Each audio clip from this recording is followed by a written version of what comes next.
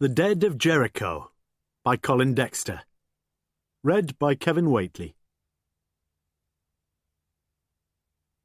Not remarkably beautiful, he thought.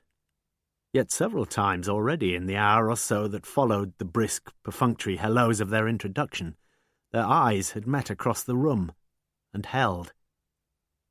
Mrs. Murdoch, a large, forcefully optimistic woman in her late 40s, was now firmly directing her guests towards the food set out on tables, and the man spoke to her as she passed by.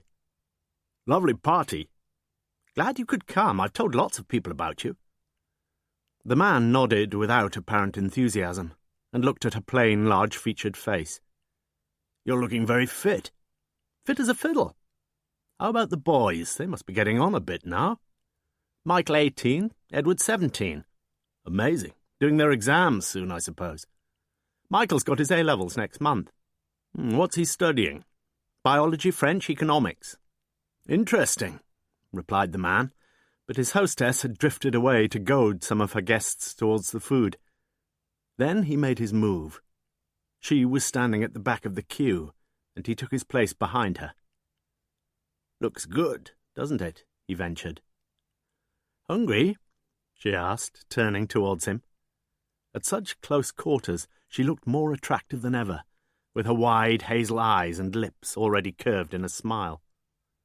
"I'm a bit hungry," he said. "You probably eat too much." She splayed her right hand lightly over the front of his white shirt. "Not too bad, am I?" His voice sounded almost schoolboyish. "Not too bad," she said, pouting her lips provocatively. He watched her as she bent her slim body over the buffet table, and suddenly felt a little lost, a little hopeless. She was talking to the man in front of her now, a man in his mid-20s, tall and fair-haired, and the older man shook his head and smiled ruefully. He was 50, and age was just about beginning, so he told himself, to cure his heart of tenderness. Just about. There were chairs set under the far end of the table, and he decided to sit and eat in peace. "I think you're the only sensible man in the room," she said, standing beside him a minute later. "I get indigestion," he said flatly. It was no good pretending. He might just as well be himself. A bit paunchy, more than a bit balding, on the cemetery side of the semi-century. "Mind if I join you?" He looked up at her and pulled out the chair next to him. "I thought I'd lost you for the evening," he said after a while. "Didn't you want to lose me?" she said softly. "I don't really know anyone here." Her voice had become serious, and for a few minutes they ate in silence. "There's a few of them here who wouldn't mind getting to know you," he said finally.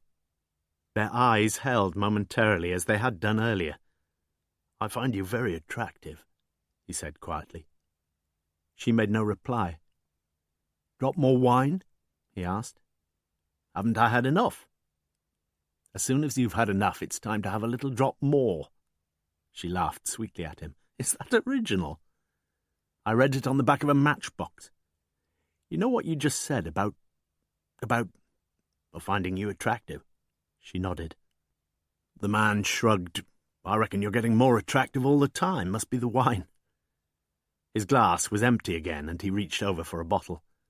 "Trouble with most men is that attractive just means one thing, doesn't it? Slip between the sheets. Ta very much, cheerio. But there can be more to it all than that, can't there?" "I'm no expert on that sort of thing." "But you can like a woman for what she is, can't you? As well as what she looks like." She turned her head towards him, and her eyes shone with an almost fierce tenderness. Then he asked her to tell him something about herself, and she told him. She'd been born in Rochdale, had been a hard-working girl at school, and had won a place at Lady Margaret Hall to read modern languages. After leaving Oxford, she'd worked as the foreign sales rep of a smallish publishing company at Croydon, a company started from scratch a few years previously by two bright and reasonably ambitious brothers, and dealing with textbooks in English as a foreign language. The job had involved a good deal of travel with the elder of the two brothers, Charles, the senior partner, and she had stayed in the job for 8 years, enjoying it enormously. Business had boomed, and when 3 years ago she had finally left the company, she had amassed a nice little nest egg of savings. Why had she left? 8 years was quite a long time, and she just wanted a change. At Oxford she'd read French and Italian, and through her work with the company she'd become comprehensively fluent in German. So she'd tried one or two other things, and finally she'd come back to Oxford, advertised for private pupils, bought a small house, and, well, there she was. She'd missed something out, though. The man knew that. He remembered clearly the third finger on her left hand, but he said nothing. "What about you?" she asked. "I'm not half as interesting as you are. I just want to keep sitting here, next to you, that's all." He'd drunk a prodigious amount of wine, and his voice was at last becoming slurred. Yet the woman felt a curiously compelling attraction towards this mellowing drunkard, whose hand now sought her own, and who lightly traced his fingertips across her palm. At 20 minutes past 1, Mrs. Murdoch placed her hand tactfully on his shoulder. "Call for you." He picked up the receiver in the hallway. "What? Lewis? What the hell do you have to... Oh, yep, all right." He banged down the receiver and walked back into the lounge. She sat just as he had left her, her eyes questioning him as he stood there. "I've got to be off, I'm afraid. I'm sorry."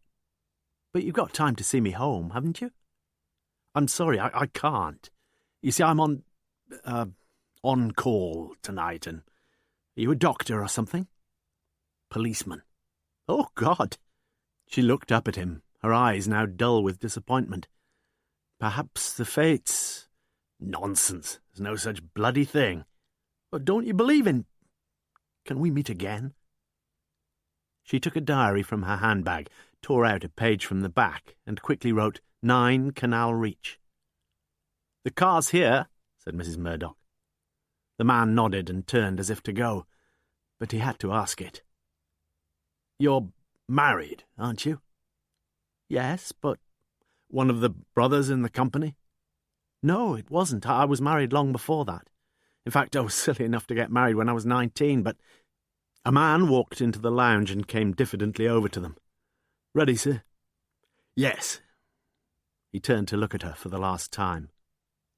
"You've got my address," she whispered. He nodded. "I don't know your name, though." "Anne Scott. What's your name?"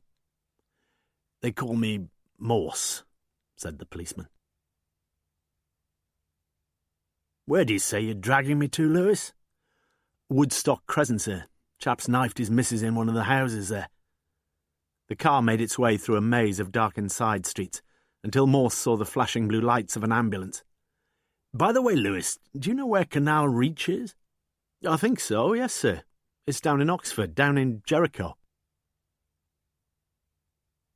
It was on Wednesday, October the 3rd, almost exactly 6 months after Mrs. Murdoch's party in North Oxford, that Detective Chief Inspector Morse of the Thames Valley Police turned down a street in the residential area of Jericho. He'd thought of Anne Scott occasionally, of course he had, but the prospect of a complicated liaison with a married woman had not, in the comparatively sober light of morning, carried quite the same appeal it had the night before, and he'd not pursued the affair.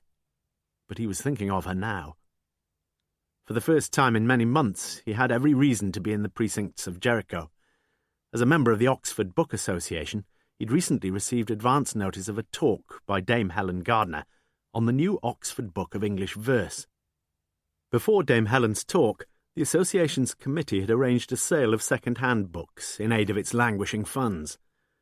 The previous night, therefore, Morse had selected 30 or so paperbacks, and was now to deliver them to the Clarendon Press Institute in Walton Street, where the association held its meetings. Just before the OUP building, Morse turned right and drove slowly down Great Clarendon Street and noticed Canal Street on his right. Surely she must live somewhere very close. It had been raining intermittently all day, and heavy spots were spattering his windscreen as he looked around for parking space. Finally, beneath the towering Italianate campanile of St. Barnabas's Church, he found an empty space in a stretch of road by the canal. Morse got out of the car and stood in the rain a while, looking up at the dirtyish yellow tower that dominated the streets. A quick look inside, perhaps. But the door was locked. "Is this your car?" A young, very wet traffic warden was standing beside the Jaguar. "All right, aren't I?" mumbled Morse defensively as he walked down the shallow steps of the church towards her. "You ought to lock your doors if you're going to stay here. I was only seeing if—" But the young lady had walked on. She was just a little way up the street when Morse called out to her, "Canal Reach, do you know it?"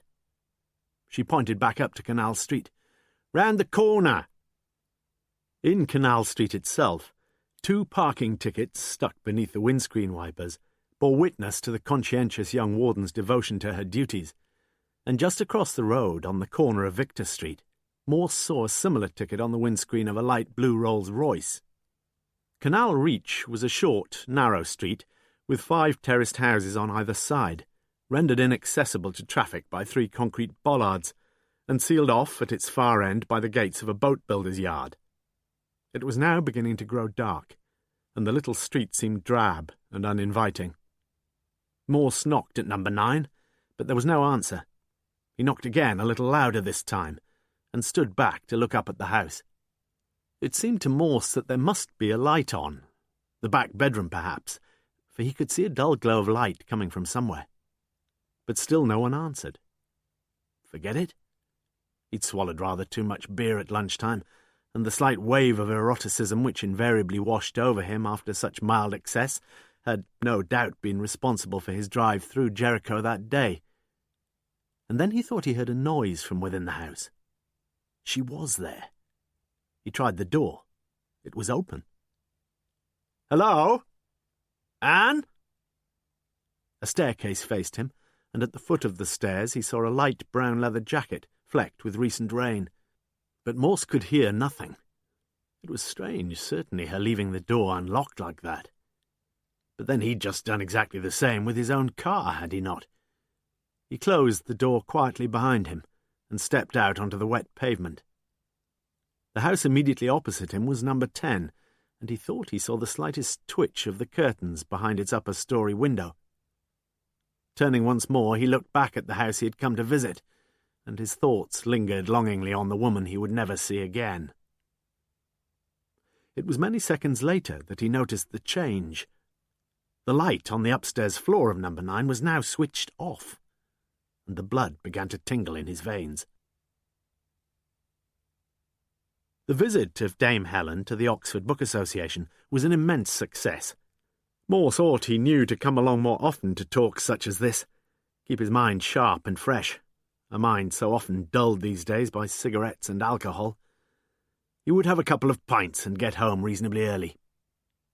A siren wailed its way outside on Walton Street, and Morse found himself trying to decide in which direction it was travelling. Difficult to tell, though. A few minutes later, the bearded chairman pushed his way through from the crowded bar to join him. "Ready for another drink, Inspector?" When the chairman came back with the drinks, he turned immediately to Morse.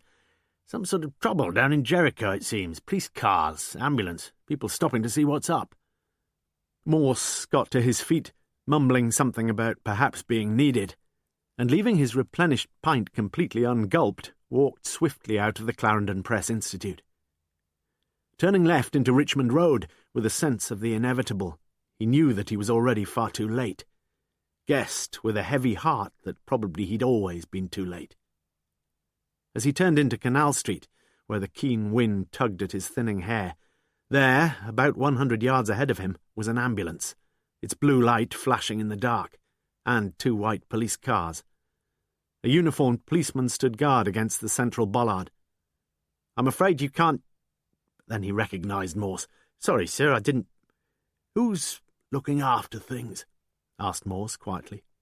"Chief Inspector Bell, sir." Morse tapped lightly on the door of number 9 and entered. "In there?" he asked the plain-clothes man he found inside. "Leads to the kitchen." Of course it did. Morse saw that now. "Do you want to go in, sir?" No, I just happened to be around here. At the Clarendon Institute, actually. Is she dead?" "Been dead a long time." "How did she die?" "Hanged herself. Stood on it." "How did you hear about it?" "Phone call.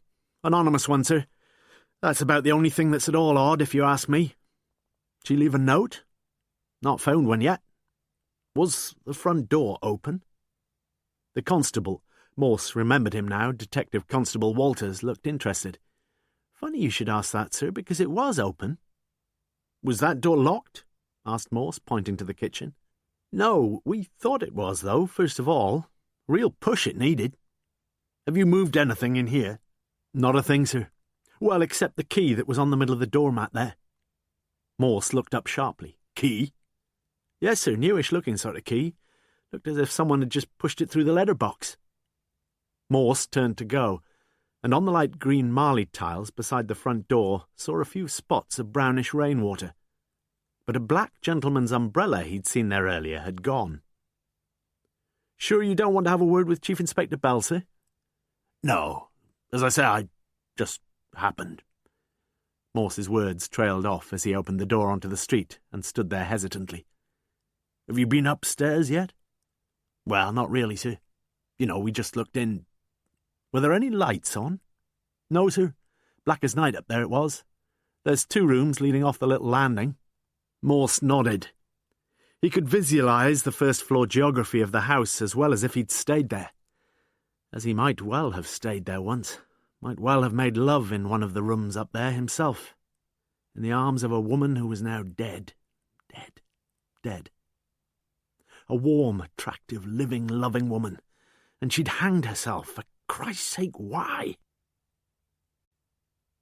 As he stood in the middle of the narrow street, Morse found himself sniffing slightly. Fish?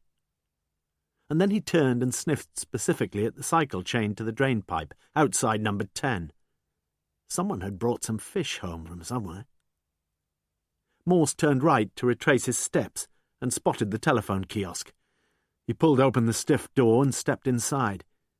He noticed that the blue telephone directory was lying open. The bold black print stood out clearly in the middle of the right-hand page. Police. He could just make out the familiar details. Oxford Central, St Aldate's, Oxford 49881. And there was something else, too. Or was he imagining it?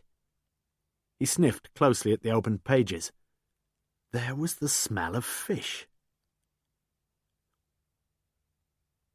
When Morse had returned home to his bachelor apartment in North Oxford, he selected the Barenboim recording of the Mozart Piano Concerto No. 21 and sought to switch his mind away from all terrestrial troubles as the ethereal andante opened. Sometimes, this way, he almost managed to forget. But not tonight. Constable Walters had heard of Morse many times, of course, albeit Morse worked up at the Thames Valley HQ in Kidlington, whilst he himself was attached to the city force in St Aldate's. People said what an eccentric, irascible old sod he could be. They also said that he'd solved more murders than anyone else for many leagues around. Chief Inspector Morse was here a few minutes ago. Bell looked across at Walters with a mixture of suspicion and distaste. What the hell was he doing here? Said he'd been to some do at the Clarendon Institute. Suppose he must have heard about it. Do you know him well, sir? Morse? We've worked together once or twice. They say he's an odd sort of chap. Bloody odd. Bell was an honest man. Cleverest bugger I ever met, though. I'm not saying he's always right, God no. But he usually seems to be able to see things half a dozen moves ahead of most of us. Perhaps he's a good chess player. Morse? Never pushed a pawn in his life. Spends most of his free time in the pubs or listening to his beloved Wagner. Perhaps you'd like to tell me, would you, Walters, exactly what this sudden interest in Morse is all about? Walters repeated the questions that Morse had asked him, and Bell listened. The fact of the front door being open was certainly a bit unusual, he realised that, and there was, of course, the question of who it was who'd rung the police. Still, these things could hardly matter very much either way, for everything was so pathetically simple. She'd made a neatly womanish job of fashioning a noose from strands of household twine, fastened the end to a ceiling hook fixed deeply into the joist above to support a clothes rack, then stood on a plastic-covered stool and hanged herself, immediately behind the kitchen door. Just the one thing that was really worrying. How in heaven's name does a woman stand on a flimsy kitchen stool and then, at that terrible, irrevocable second of decision, kick it away from under her so that it lands, still standing foursquare and upright, about 2 yards from the suspended woman's left foot. A fluke, perhaps? "Come on," said Bell as he walked over to the stairs. "Let's just hope we find a note or something in one of the rooms. It'd pull the threads together all nice and tidy-like, wouldn't it?" Bell himself, however, was to find no suicide note in the house that evening. Yet there was at least one note which Anne Scott had written, on the night before she died, a note which had been duly delivered and received. From number 10 Canal Reach, George Jackson continued to watch the house opposite. He was now 66 years old, a sparely built man with roomy, faded blue eyes.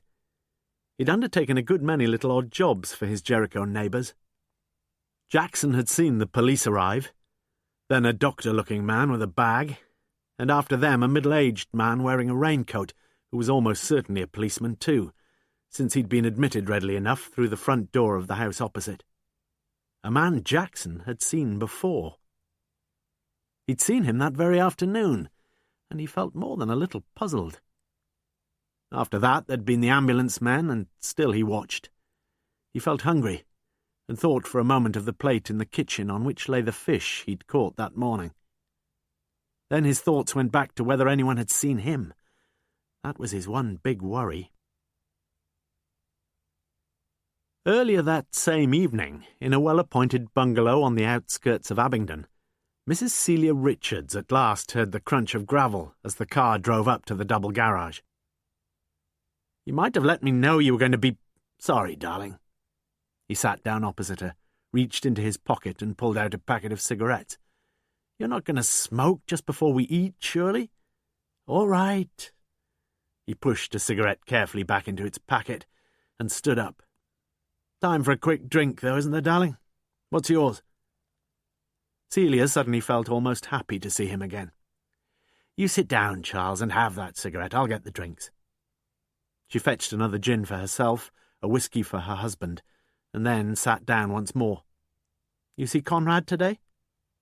Charles Richards looked preoccupied as he repeated the word absently. "Conrad? Conrad's fine, yeah. Enjoyed his trip," he said. "But our meeting finished at lunchtime, and then I had some rather delicate business to see to." Celia's momentary euphoria had already dissipated.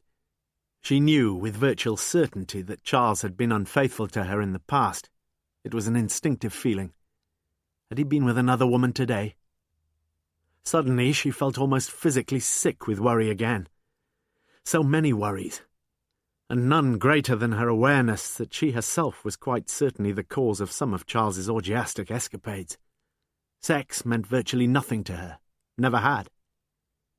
Charles had finished his whisky, and she went out to the kitchen to serve the evening meal. But before she took the casserole out of the oven, she saw the black umbrella in the passageway that led to the rear door. The place for that was in the back of the rolls. She furled the umbrella, walked quietly through into the double garage, opened a rear door of the rolls and placed the umbrella along the top of the back seats. It was almost 8:30 when they finished their meal. It was 3/4 of an hour later that someone had rung the police in St. Aldits and told them to go to Jericho. Edward Murdoch, the younger of the two Murdoch brothers, was leaning back against his pillow reading Kafka's short stories. During the previous summer term, a spark of enthusiasm for German had been kindled in Edward, kindled by Miss Anne Scott. When he had finished reading, he pressed the light switch off and allowed his thoughts to hover in the magic circle of the night. It was Anne Scott who dominated and monopolized those thoughts. His elder brother, Michael, had told him 1 or 2 stories about her, but surely he'd been exaggerating everything. It was often difficult to believe what Michael said, until last week, that was.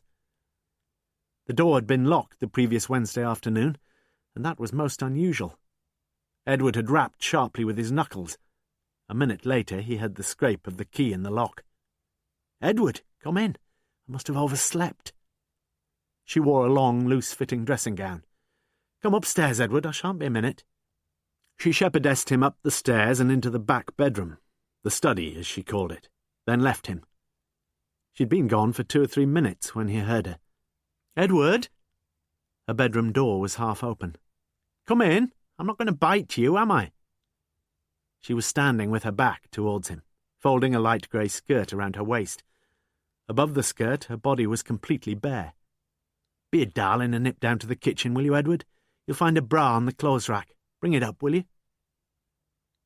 When he returned to her room, she turned fully towards him, still naked above the waist, and smiled gratefully at him as he stood there, his eyes seemingly mesmerised as he stared at her. Haven't you seen a woman's body before? Now you be a good boy and run along. I'll join you when I've done my hair. Somehow he had struggled through that next 3/4 of an hour, fighting to wrench his thoughts away from her, and seeking with all his powers to come to grips with Kafka. His thoughts moved forward to the present. It had been a huge disappointment, of course, to find early that morning a small white envelope addressed to himself lying on the doormat. He had read the few words written on the flimsy sheet inside. Dear Edward, I am sorry, but I shan't be able to see you for our usual lesson today. Keep reading Kafka. You'll discover what a great man he was. Good luck. Yours, Anne Scott. Had he been slightly brighter, he might have been puzzled by that today, perhaps. Had he been slightly older than his 17 years, he might too have marked the ominous note in that strangely final-sounding valediction.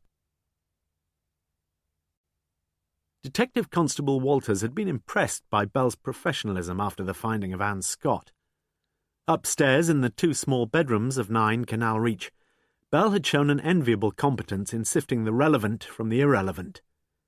It was in the back room in the 2 bottom right-hand drawers of the roll-top desk that they had found piles of letters. At a recent stage, it appeared, Anne Scott had made an effort to tie the letters into separate bundles, neatly fastened with stout household twine, rather too thick for its modest purpose. "Recognise that, Walters?" Bell had asked quietly, flicking his finger under the knot. Bell handed the desk diary they had found to Walters. "Should be helpful, my son." He had pointed to the entry for Tuesday the 2nd of October, Summertown Bridge Club, 8 p.m., and then to the single entry for the following day, Wednesday the 3rd of October, the day that Anne Scott had died. The entry read, E.M. 2:30. When Walters reported to Bell on the Friday morning of the same week, he felt he'd done a good job, and so did Bell, for the picture was now pretty clear. Anne Scott had been the only child of the Reverend Thomas Enoch Scott, deceased some 3 years previously, and Mrs. Grace Emily Scott, presently living in Burnley. It was at Oxford that Anne had met a fellow undergraduate, a Mr. John Westerby, had fallen in love with him, fallen into bed with him, and apparently forgotten to exercise any of her contraceptual options. The Reverend Thomas had refused to see his daughter again. Anne had attended her father's funeral service, and she'd been corresponding regularly with her mother since that time. Anne and John had been married at a register office, she 19, he 20, and then, almost immediately it seemed, they'd left Oxford at the beginning of one long summer vac, and when Anne returned some 3.5 months later, she told her few friends that she and John had separated. After that, Anne's career had been easy to trace and unexceptional to record. After the break-up of his marriage, John Westerby had lived in a succession of dingy digs in the Cowley Road area, carrying on a variety of jobs ranging from second-hand car salesman to insurance agent. John Westerby, too, was dead. He'd been killed just over a year ago in a car crash on the Oxford-Bicester Road. Unlike the young male driver of the other car, he had not been wearing his safety belt, and his head had gone straight through the windscreen. Finis. "Type it all up," said Bell. "There's not much else we can do." Bell had a secret respect for suicides, but he couldn't just leave things where they were, he knew that. There was the inquest to think about. Why had she done it? "Any luck with the E.M.? "No, sir," said Walters with obvious disappointment. That Anne Scott had taken in several private pupils each week had been made perfectly clear to him, but there was no formal record of names and receipts of moneys. The neighbours had spoken of various visitors, but none of the neighbours could promise to recognise any of the callers again, let alone recall their names. Pity. Walters would have been much gratified to have come up with a name for those tantalising initials. "Forget it, Walters. It was probably the electricity man. That woman committed suicide. You can take the word of a man who's been finding them like that for the last 20 years. Bell shrugged on his coat and stood holding the door handle. "And don't you go running around with the idea that life's some wonderfully sacred thing, my lad, because it ain't. There's floods and earthquakes and disease and plane crashes and car crashes. Just don't feel too surprised if one or two people find life's a bit too much for 'em, all right?" Walters took the general drift of Bell's philosophy. Would Morse, though, he wondered, not have been slightly more anxious to probe more deeply? Walters returned to Canal Reach at 2 p.m. the same day. It was the brief conversation with Morse that had given him the idea, and over a pint and a pork pie he decided on his first move. He now knocked once again at the door of number 7, the house immediately adjacent to number 9. "I just wondered whether Miss Scott ever left a key with you, Mrs. Purvis," he asked of the little grey-haired widow who stood in the hall. "Well, as a matter of fact, she did, yes." Mrs. Purvis retreated and returned with a key, which Walters took from her and examined with interest. Was he imagining things? Or did Mrs. Purvis seem rather more nervous than when he had interviewed her the day before? Imagining things, he decided, as he took his leave of her and walked along Canal Street to Great Clarendon Street, where, turning left, he could see the corner shop he'd been looking for, A. Grimes, locksmith. The proprietor sat behind a counter, sorting out into various boxes a selection of metal and plastic numerals, such as are used for the numbering of street houses. Walters introduced himself. "You cut quite a lot of extra keys, I suppose?" Grimes nodded cautiously. "Steady old line, that sort of thing, officer." Walters held out the 3 keys now in his possession, the one a dull chocolate brown in colour, the other 2 of newish light grey gunmetal. "You think you cut those too?" asked Walters, nodding to the newer keys. The locksmith hesitated a moment. "From Canal Reach, officer, number 9, perhaps?" "Perhaps." "Well, I did then. She locked herself out one day, so I went down there and opened up for her, and I suggested that she had a couple more keys cut."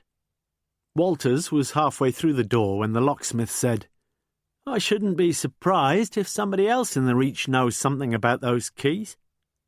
"Really, who?" But the locksmith had no further need of words. His right hand selected one of the numerals from the boxes in front of him, his left hand another. Then, like an international judge at a skating championship, he held his arms just above his head, and the number thus signalled was 10. Walters walked thoughtfully back to Canal Reach. Perhaps it was high time to pay a brief call at number 10. The door was opened almost immediately. "Yes?" "I'm a police officer, Mr. Jackson. Mr. Jackson. Mind if I come in for a minute or two, Mr. Jackson?" Walters sat down in a grubby armchair and asked Jackson what he knew about the woman who had lived opposite for the past 2 years. "Nice woman, but I never knew her personally, like." "Did she ever leave her key with you?" Was there a glimmer of fright in those small, suspicious eyes? "As a matter of fact, she did, yes. I do a few little jobs around about, and I did 1 or 2 things for Miss Scott." "She used to let you have a key for that?" "Well, you see, she wasn't always in the afternoon, so I let myself in if—" "Was it you who did the recent brickwork?" "You saw that." Jackson's ratty-featured face was creased with pleasure. "Neat little job, wasn't it?" "When did you do that?" "This week. Monday and Tuesday afternoons it was." "You finished Tuesday afternoon?" "That's right." "You still got the key?" Jackson shook his head. "Miss Scott asked me to give it back to her when I'd finished, and—" "You gave it back to her, then?" "Well, not exactly, no. She was there on the Tuesday afternoon, and while she paid me like, it must have slipped me memory. But I remembered on the Wednesday, see? I'd been fishing in the morning, and I got back sometime in the afternoon, so I nipped over and—" "You did?" Walters felt strangely excited. "Just stuck it through the letterbox." "Oh." It was all as simple and straightforward as that, then. Could Jackson clear up 1 or 2 other things as well, perhaps? Was the door unlocked, do you remember? "I didn't try it. As I say, I just stuck—" "What time was that, do you say?" I can't remember. Perhaps one or two of the neighbours might have seen me, though. But you mean people here tend to pry on what all the others are doing? Walters had chosen his words carefully. Only a tiny little street, isn't it? It's difficult not to. No, what I meant was, Mr. Jackson, that perhaps you might have seen someone going over to number 9 when you got back from fishing. Jackson hesitated. I did see someone go in there. I reckon I'd have forgotten all about it if this person just walked in. That's it. And then a few minutes later walked out. Walters pressed on eagerly. Would you recognise him? It was a man, you say? Jackson nodded. I never seen him before. What was he like? Middle age. Sort of raincoat he had on, no hat, getting a bit bald, I reckon. Jackson added, He went in there again while you were there, officer. Must have been a copper, I should think, wouldn't he? The chairman of the Summertown Bridge Club was a rather gaudy widow of some 65 summers who went by the incongruously youthful name of Gwendola Briggs, and who greeted Detective Constable Walters effusively, under the mistaken impression that she had a new and quite handsome recruit to a clientele that was predominantly female. Never mind, though. A duly identified Walters was anxious, it seemed, to talk about the club, and Gwendola was more than glad to talk about it. Miss Scott was quite a promising player, and her bidding was improving all the time. What a tragedy it all was. They started at about 8 p.m. and very often played through until way past midnight. Anne must have been playing the last rubber with Mrs. Raven, old Mr. Parks, and young Miss Edgley. Walters took down their addresses and left to pay them a visit. It was not a good start, for Miss Catherine Edgley was away from home. Walters then drove down to Squitchy Lane, where he received from Mrs. Raven an inordinately long and totally unhelpful account of the bridge evening, and thence to Woodstock Road, where he received from Mr. Parks an extremely brief but also totally unhelpful account of the same proceedings. So that was that. As Walters lay beside his young wife in Kidlington that night, he thought there were several fishy aspects about the affair. There was the business of the front door being left open. Why? Had she forgotten to lock it?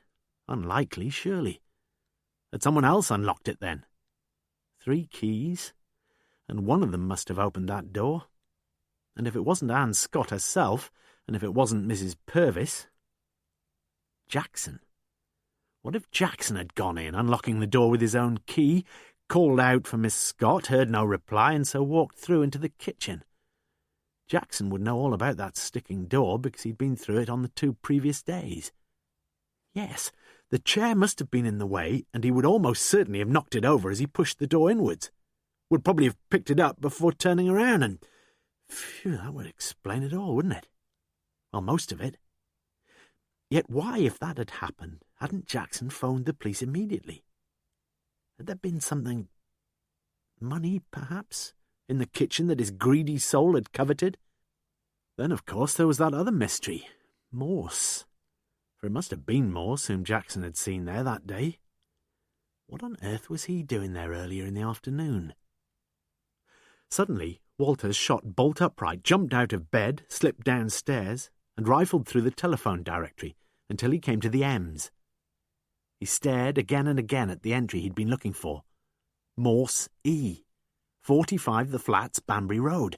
Morse. E.M. Was it Morse who'd been expected that afternoon? He had been there that afternoon. Those questions he'd asked about doors and locks and lights, yes, he'd been there all right. Why hadn't he reported it then? Walters returned to bed, but only in the early hours did he finally drift off into a disturbed sleep. And the most disturbing thought of all was what, if anything, he was to say to Chief Inspector Bell in the morning. It was not only Walters who slept uneasily that night, although for Charles Richards the causes of his long and restless wakefulness were far more anguished. The undertow of it all was what he saw as the imminent break-up of his marriage, and all because of that one careless error on his own part. Why, oh why, when Celia had seen that long, blonde, curling hair on the back of his cardigan, hadn't he shrugged her question off quite casually, instead of trying to fabricate that laboured, unconvincing explanation? He could eat no breakfast when he got up the next morning, And after a cup of tea and a cigarette, he experienced, as he sat alone at the kitchen table, a sense of helplessness that frightened him. One thing he knew: he would do anything not to hurt Celia. Charles Richards had established the practice of going into the office on Saturday mornings. Once seated in his office, he rang his brother Conrad. Conrad, 18 months younger than himself, not quite so paunchy, far more civilized, far more kindly, and, by some genetic quirk, a little greyer at the temples. The two of them had always been good friends, and their business association had invariably been cooperative and mutually profitable. "Conrad, I want you to do me a favour, if you will." "Yes?" "It'll be the last one, I promise you." "Something wrong?" "Everything's wrong. But I can sort it out, I think, if you can help me. You see, I'd like an alibi for yesterday afternoon." "That's the second time this week." "I know. As I say, though, I promise it won't—" "Where were we?" Shall we say we had a meeting about the Swedish contract, which finished about 6? This is all just in case, if you see what I mean. I'm sure Celia wouldn't want to go into the details, but—" "Understood, old boy. Look, Charles, I must fly." "Yeah, of course. And Conrad—" "Thanks." Charles put down the phone, but almost immediately it rang. "Hello, Charles Richards here." "Charles?" The voice was caressing and sensual. "No need to sound quite so formal, darling. I told you not to ring. What do you want?" The irritation in his voice was obvious, but she replied with easy unconcern. "I just wondered whether to put the electric blanket on for 1:30 or 2 o'clock, darling, that's all." "Look, Jenny, it's impossible on Saturdays." "Never mind, darling, we can make it tomorrow." "I'm sorry, but I can't see you again next week, Jenny. It's getting too risky." "What the hell is this?" Charles felt a rising tide of despair engulfing him as he thought of her long, blonde, curling hair and the slope of her naked shoulders. "I can't tell you now." He ground the words into the mouthpiece, but the line was suddenly dead. That day Charles Richards read in the Oxford Mail a page 2 account of the death of Anne Scott at 9 Canal Reach, Jericho. The inquest on Miss Anne Scott was one of a string of such melancholy functions for the coroner's court on the Tuesday of the following week. Walters took the stand to present a full statement about the finding of the body and about his own subsequent inquiries. The coroner had only one question to ask. "In your opinion, officer, is it true to say that the jury can rule out any suspicion of foul play in the death of Miss Scott?" "It is, sir." The humpbacked surgeon was the only other witness to be called, and he, as ever, delighted all those anxious to get away from the court by racing through the technical jargon of his medical report with the exhilarating rapidity of an Ashkenazi laying into list. "It was further revealed that the woman had probably died between 7 and 9:30 a.m. on the day she was found, and that she was 8 to 10 weeks pregnant at the time of death." The word pregnant lingered for a while on the air of the still courtroom, as if it had been acoustically italicized. "Is there any doubt in your own mind that this woman met her death by her own hand?" the coroner asked. "That is for the jury to decide, sir." The jury duly recorded a verdict of death by suicide. Officially, the case of Miss Anne Scott was filed and finished with. On the evening of the day of the inquest, Morse telephoned the humpbacked surgeon. "Did this Scott woman commit suicide, Max?" "I looked at the injuries, Morse, and in this case the injuries were firm and fatal. Who it is who commits the injuries is no concern of mine." "Did she commit suicide, Max? It's important for me to have your opinion." There was a long hesitation on the other end of the line, and the answer obviously cost the surgeon dearly. The answer was yes. On Saturday the 13th of October, a man knocked on the door of 7 Canal Reach and told Mrs. Purvis that he was writing an article on the socio-economic development of Jericho during the latter half of the 19th century. 10 minutes later, he was seated in the little scullery at the back of Mrs. Purvis's house, drinking a cup of tea. "I see you grow your own vegetables," said Morse, looking out onto the narrow garden plot. "What's your soil like here, Mrs. Purvis? Sort of clayey, is it? Or—" Morse hunted around in his mind. "Alkaline, perhaps." "I don't really know too much about that sort of thing." "I could tell you if—" They were soon standing in the garden, where Morse scooped up a handful of soil and let it trickle slowly through his fingers. His eyes missed nothing. Shielding the houses from the boat-building sheds which fronted the canal was a wall some 8 feet high, a wall which had recently been repaired at one point. Interesting. Tonight, perhaps? Morse was a little more honest with the local locksmith. Introducing himself as a chief inspector of police, Morse stated that he had to get into number 9 Canal Reach again, and that he'd left his key behind. Mr. Grimes, however, was unable to oblige. There wasn't a single key in the shop that could fit the front door of number 9. The locksmith proceeded to give an account of his earlier visit from Walter's. "I didn't tell him about the back door key, though," continued the locksmith. 2 minutes and one £5 note later, Morse left the shop with a key which would fit the back door lock of number 9. "Keep all this quiet, won't you?" Morse had said, but he'd found no kindred spirit in the locksmith, and how foolish and risky it all was. Yet so much of Morse's life was exactly that, and now at least his mind was urgently engaged. It was the same morning, the morning of Saturday the 13th of October, that Charles Richards had received the letter at his home address. "Dear Mr. Richards, it's about Mrs. Scott, who died. I know all about you and her, but does Mrs. Richards. I hope you believe me, because if you don't, I'm going to tell her everything.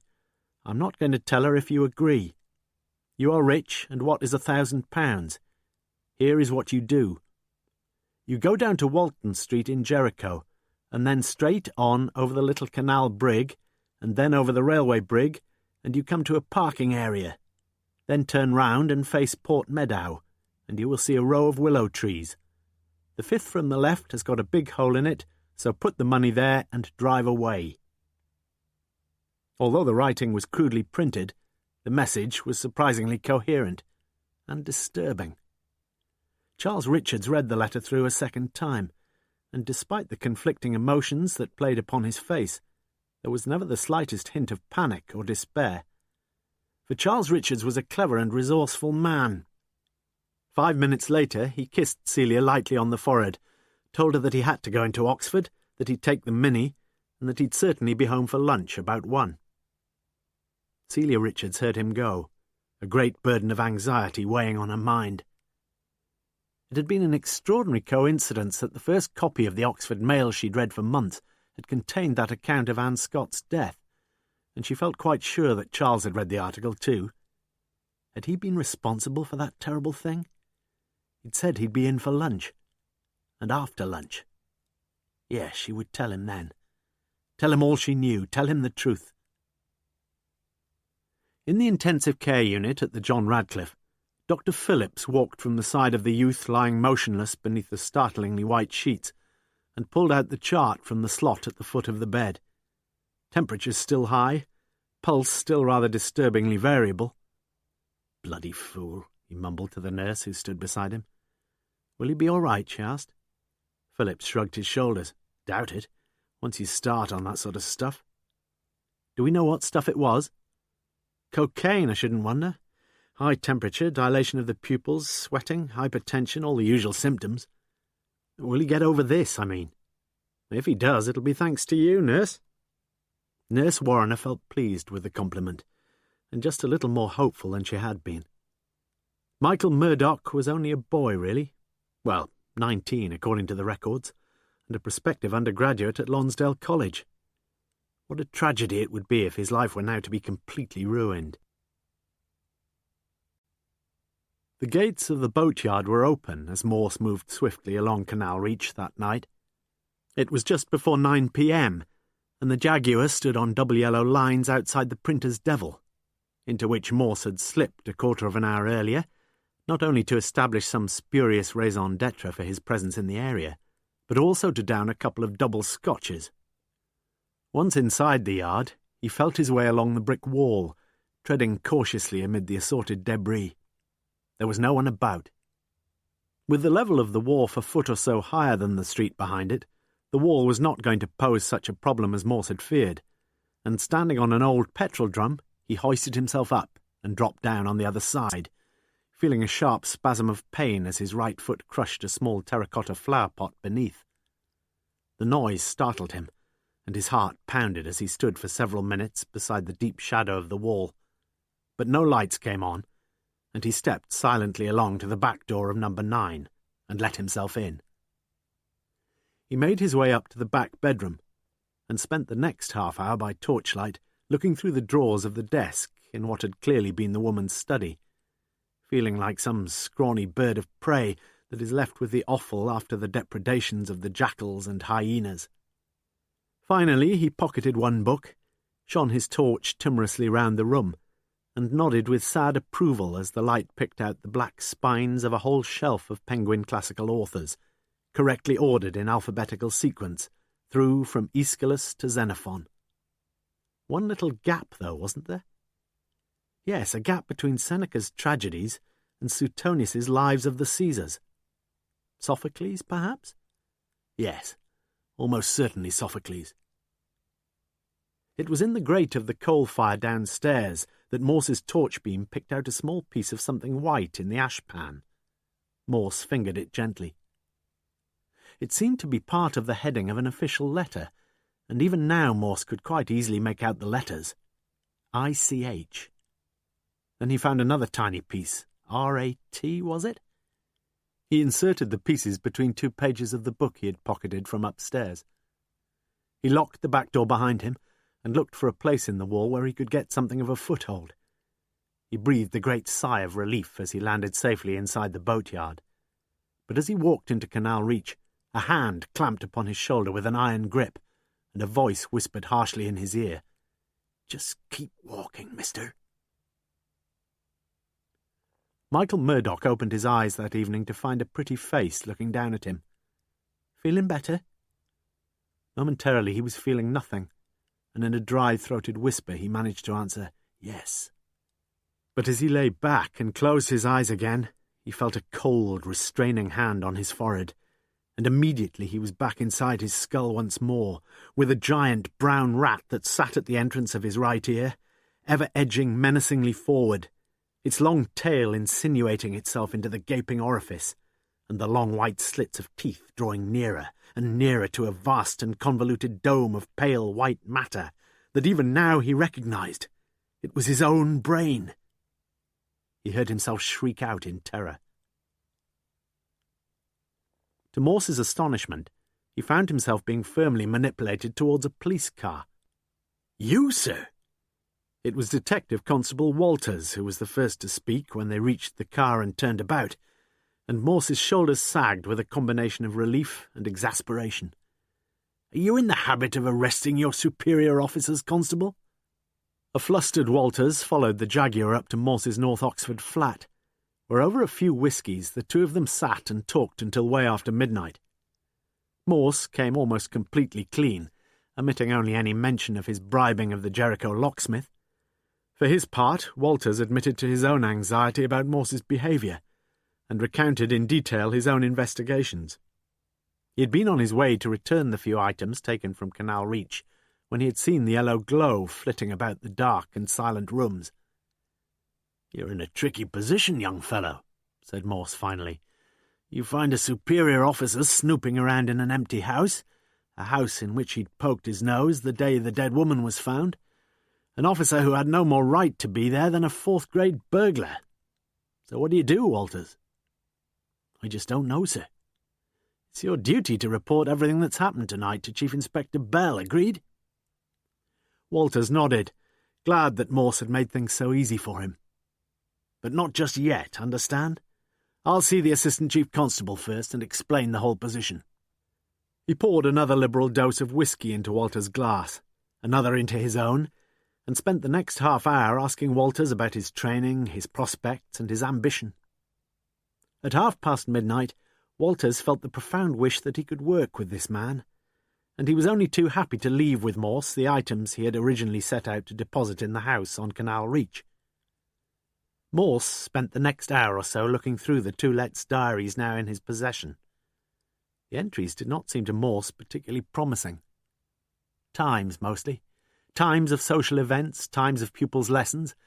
Yes, that was doubtless the meaning of those scores of initials scattered throughout the pages, several of them recurring at regular, often weekly intervals over months.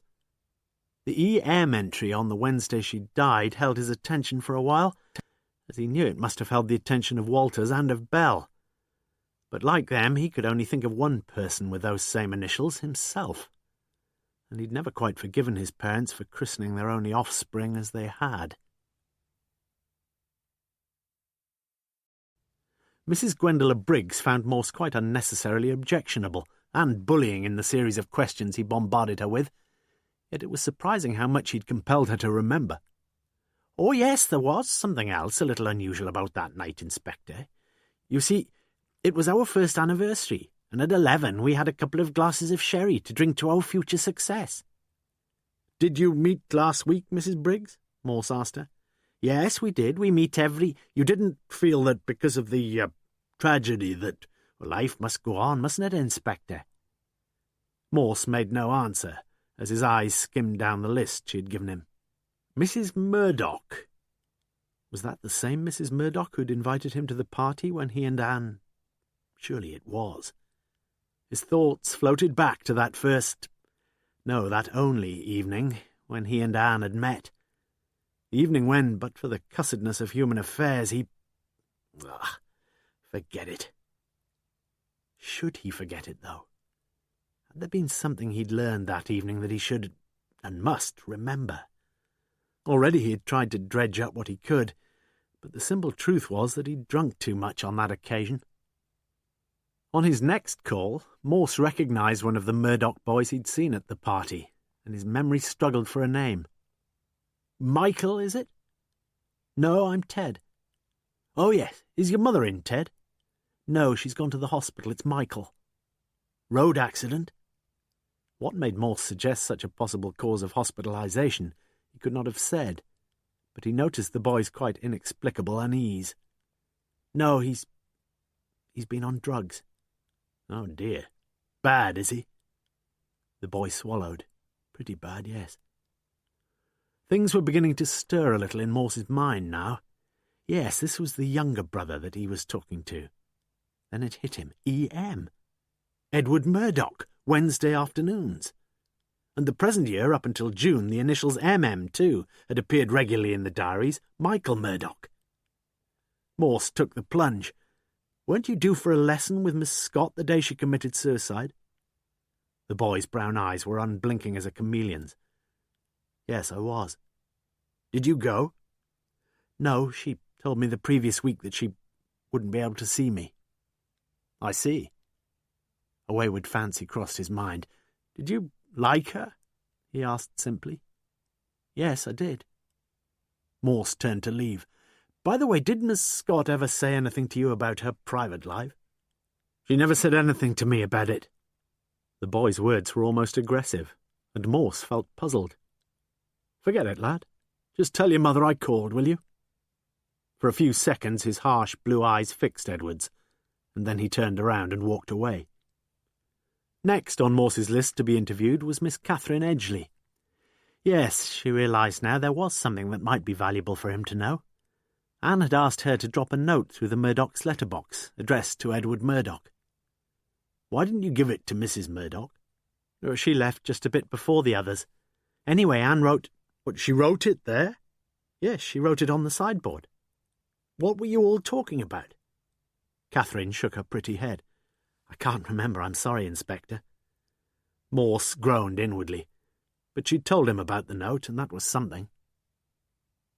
Over breakfast on Tuesday morning, Morse read the Oxford Book Association's monthly newsletter.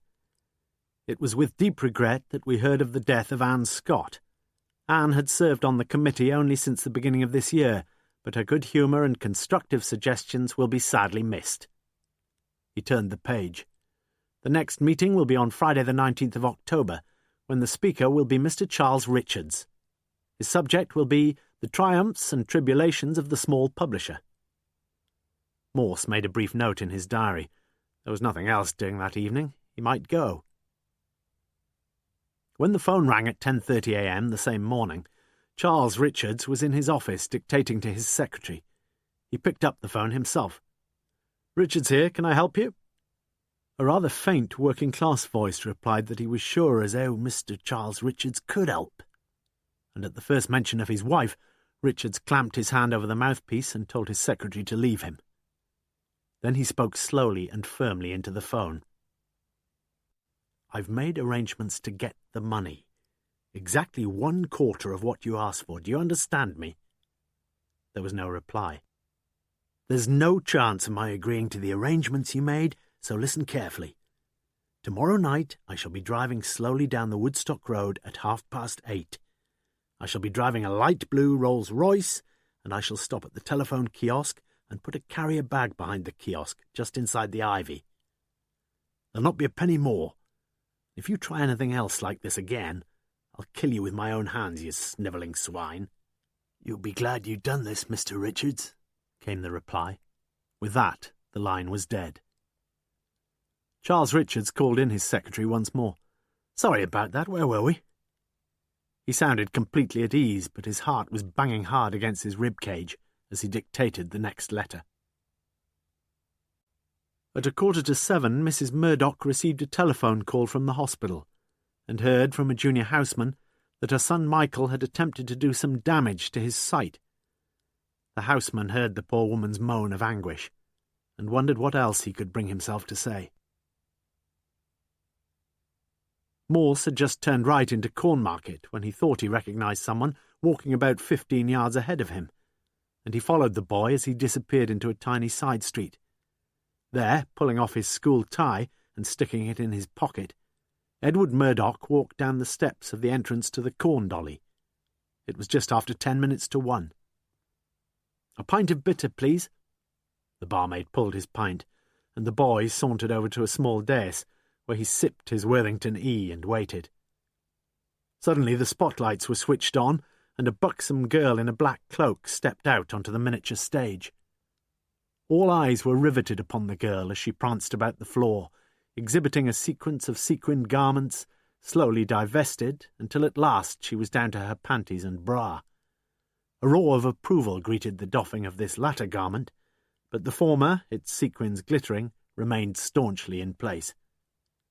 With the palms of her hands supporting her weighty breasts, she paraded herself under the noses of several of the more proximate voyeurs. Then the record stopped, and with the cloak now covering all once more, the girl retired to her alcove. "Fancy another pint?" asked Morse.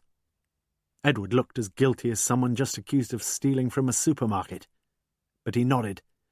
"Yes, please." As Morse stood waiting for 2 further pints, he wondered if the boy would take his chance to get away. Somehow, though, he knew he wouldn't. "Shouldn't you be at school?" Morse said lightly. "I've got the afternoon off.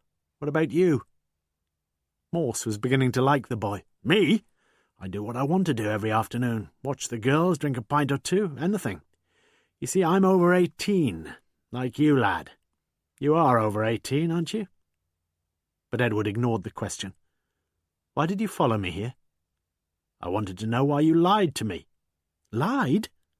About the note Miss Scott left for you?" For a start, the boy was evasive, but he had little chance against Morse. It was almost as if the man had known this truth before he'd asked. So in the finish, he told Morse everything about Anne Scott. Told him about his brother's boasts, about that week before she died when he'd seen her semi-naked and lusted after her, about the note he'd found on the doormat, and, progressively, he found himself liking Morse.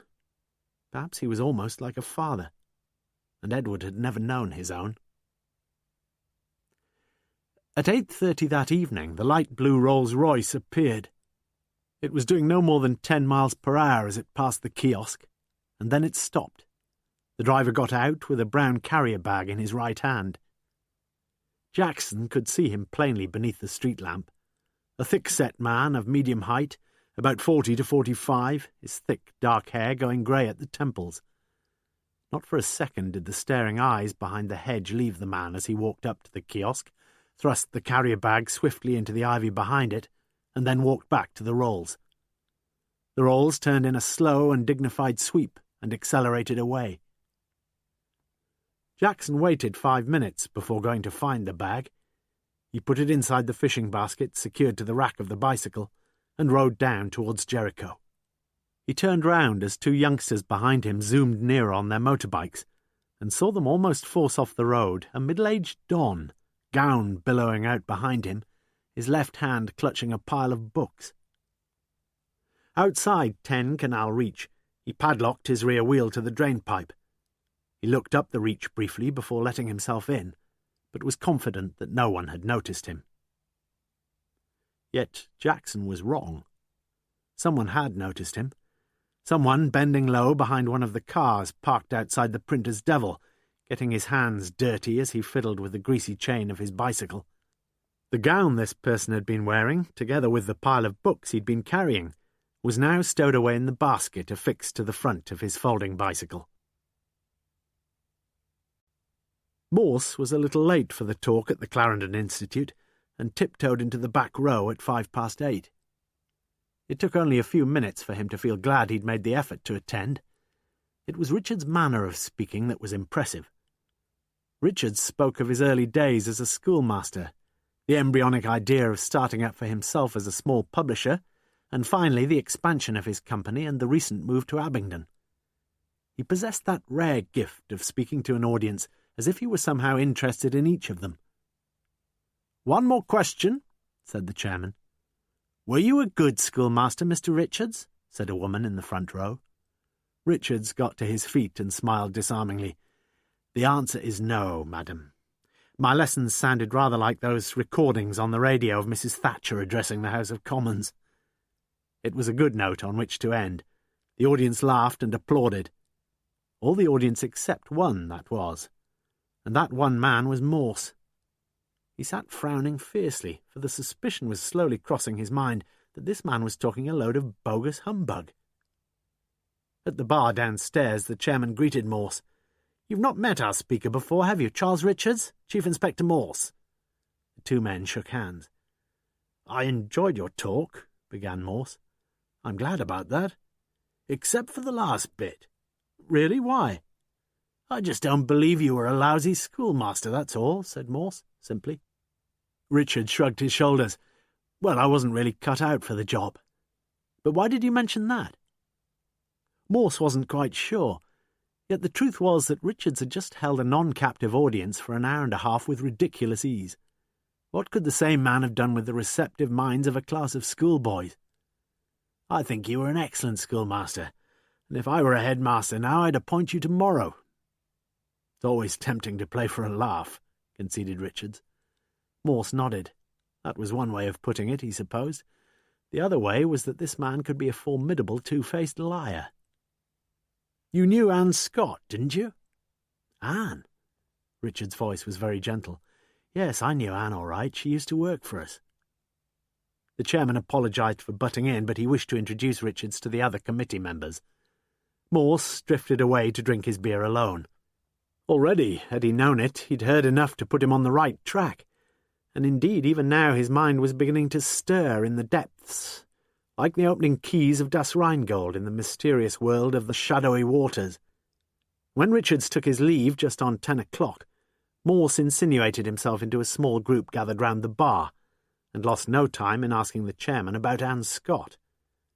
"It was Anne, actually, who suggested we should try to get Charles Richards. I thought he was good, didn't you?" Morse nodded his agreement. "Yes, very good, yes."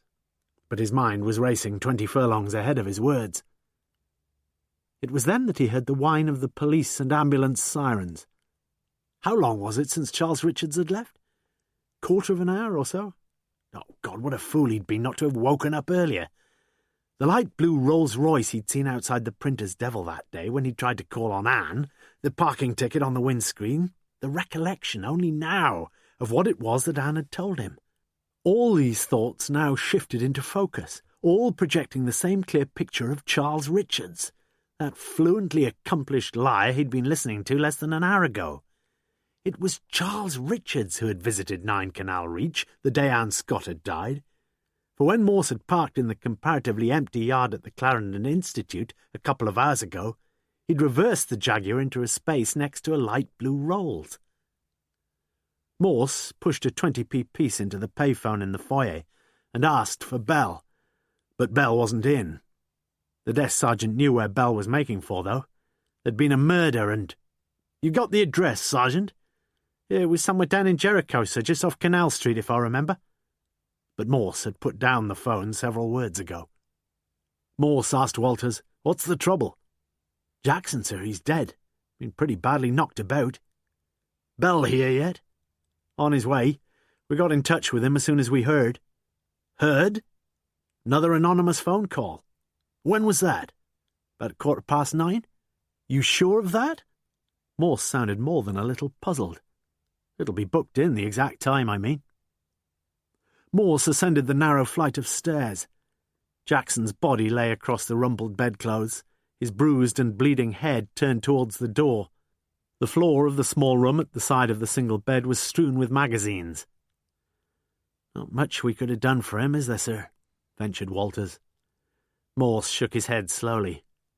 The man's head lay in a large, sticky-looking stain of dark red blood, and to Morse, George Jackson appeared very, very dead indeed.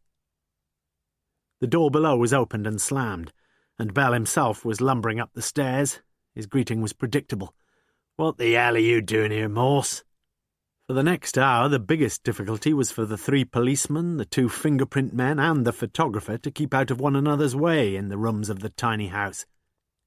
Indeed, when the humpbacked police surgeon arrived, he flatly refused to look at the corpse unless everyone else cleared out and went downstairs. When he finally descended from his splendid isolation, "Between 7:30 and 9, at a guess," he replied to Bell's inevitable question. Walters looked quizzically at Morse, who sat reading one of the glossy porno magazines he'd brought from upstairs. "You still sex mad, I see, Morse," said the surgeon. "I don't seem to be able to shake it off, Max." Morse turned over the page. "And you don't improve much either, do you? You've been examining all our bloody corpses for donkey's years, and you still refuse to tell us when they died." "When do you think he died?" the surgeon asked Morse. "Me? If you want me to try to be a fraction more precise than you, Max, I'd say between 7:15 and 7:15. The surgeon allowed himself a lopsided grin. "I think that he might well have died a little later than you're suggesting, Morse. I'll say between 8:15 and 9:15, exactly 1 hour later than you. How much do you bet? Tenner?" The 2 men shook hands on it, and the surgeon left. "Very interesting," mumbled Bell. But Morse appeared to have resumed his reading. In fact, however, Morse's mind was peculiarly active. A bare, stark murder. No obvious motive, no murder weapon. A crudely commonplace scene.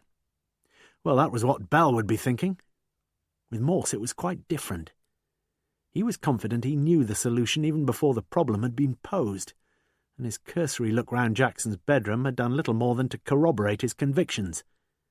He knew the time of the murder, the weapon of the murder, the motive of the murder, even the name of the murderer. Poor old Bell. Walters came back into the room and reported to Bell. Jackson, it appeared, had been seen around in Jericho that evening.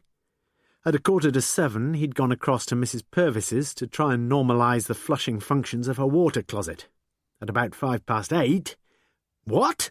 cried Morse. At about 8:05, Jackson went across to the Printer's Devil and bought a couple of pints of... "Nonsense!" "But he did, sir. He played the fruit machine and finally left 8:20. Morse's body sank limply into the uncomfortable armchair. Had he got it all wrong? For if Jackson was blowing the froth off his second pint and feeding 50p's into the slot after 8 o'clock, then without the slimmest shadow of doubt it could assuredly not have been Charles Richards who murdered George Jackson. "Better have that tenner ready, Morse," said Bell. Morse rang Charles Richards at his home. "I just wondered if you'd heard about the trouble in Jericho last night." "Trouble? You don't mean my vast audience rioted after my little talk?" "A man was murdered in Jericho last night." "Yes?" The line was very crackly. "His name was George Jackson, and I think you may have known him, sir." "I'm afraid you're mistaken, Inspector. I don't know any Jackson in Jericho. In fact, I don't think I know anyone in Jericho. You used to, though. Pardon, Inspector? Surely the line wasn't all that bad. You knew Anne Scott. You told me so. What's that got to do with this? Jackson lived in the house immediately opposite her. Really? You didn't know where she lived? No, I didn't. You tell me she lived in Jericho, but, well, to be truthful, I thought Jericho was somewhere near Jerusalem until... Charles Richards hesitated. Until what? Until I heard of Anne's suicide. You were pretty friendly with her once. Yes, I was. Too friendly, perhaps? Yes, you could say that, said Richards quietly. You never visited her in Jericho? No, I did not. But she got in touch with you? She wrote, yes. She wrote on behalf of the Book Association asking me if I'd talk. She must have known you were coming to Abingdon. We're beating about the bush, aren't we, Inspector? Look, I was very much in love with her once, and we nearly went off together, but it didn't work out like that. Anne left the company, and then things settled down a bit. A bit? We wrote to each other. Not purely casual, chatty letters, though. Morse heard the intake of breath at the other end. I loved the girl, Inspector. And she loved you in return. For a long time, yes. You've no idea why she killed herself? No, I haven't. Do you remember where you were on the afternoon of the day she died? Yes, I do. I was with a girl, if you must know. You deny your car was parked in Jericho at the bottom of Victor Street that afternoon? I certainly do. And what if I told you I could prove that it was? You'd be making one almighty mistake, Inspector. It was Morse's turn to hesitate now. Well, it's my official duty, I'm afraid, to ask you about this person you saw that afternoon. Morse rang the girl immediately, and she sounded a honey, although a progressively angrier honey. Yes, if he must know, she'd been in bed with Charles Richards. How long for? From about 11:30 in the morning to after 5 in the afternoon? All the bloody time, so there. As he put down the phone, Morse thought perhaps that it might be in the long-term interests of justice, as well as to his own short-term benefit, if he kept a note of Mrs. Jennifer Hill's address and telephone number. You were quite right, you know, conceded Bell when Morse looked into his office in the middle of that Saturday afternoon. The real trouble was the edge of that head-post on the bed. Someone must have tried to shake Jackson's teeth out and cracked his skull against the upright. Morse nodded. Accidental, perhaps? Accidentally bloody deliberate, Morse. Morse nodded again. The weapon was settled then, and Morse felt he ought to put his colleague on the right lines about motive, too. Whoever killed him was pretty obviously looking for something, don't you think, Bell? You think he found what he was looking for? I don't know, said Morse. Well, I'll tell you one thing. We've been over the house with a knit comb and nothing. What about bird-watching? There was a pair of binoculars in the bedroom. You're all right, he went fishing and he occasionally had a look at the kingfishers. Why keep 'em in the bedroom, though? You tell me. I reckon he used to have a look at the bird across the way every now and then. The dirty little sod. Come off it. I'd have done the same myself. Funny, isn't it? The way you just happened to be in Jericho, both times, too. Coincidence. Life's full of coincidences. Bell let it go. It's going to be one hell of a job getting to the bottom of this latest business, you know. No one saw anybody go into the house, no one. You interviewed the people who saw Jackson in the pub that night? Most of them. Jackson was there until about 8:20. Morse pursed his lips. Charles Richards certainly seemed to have provided himself with a Kruger-Rand alibi, for he, Morse himself, had been sitting in the audience, listening to the beggar, from about 8:05 to way gone 9:30. It was impossible for Richards to have murdered Jackson, but Morse enjoyed standing face to face with the impossible, and his brain kept telling him he could and must begin to undermine that impregnable-looking alibi. It was the second telephone call that worried him. Someone had been anxious for the police to have a very definite idea indeed of the time when Jackson had died, a time that put Charles Richards completely in the clear. Bell's thoughts had clearly been following along a parallel track. "Who do you think phoned us about it, Morse? You got any ideas about this whole business?"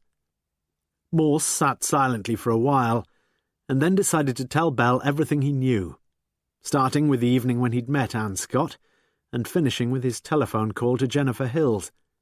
He even told Bell about the illicit fiver handed over to the Jericho locksmith. Mr. Parks felt happy that Sunday afternoon.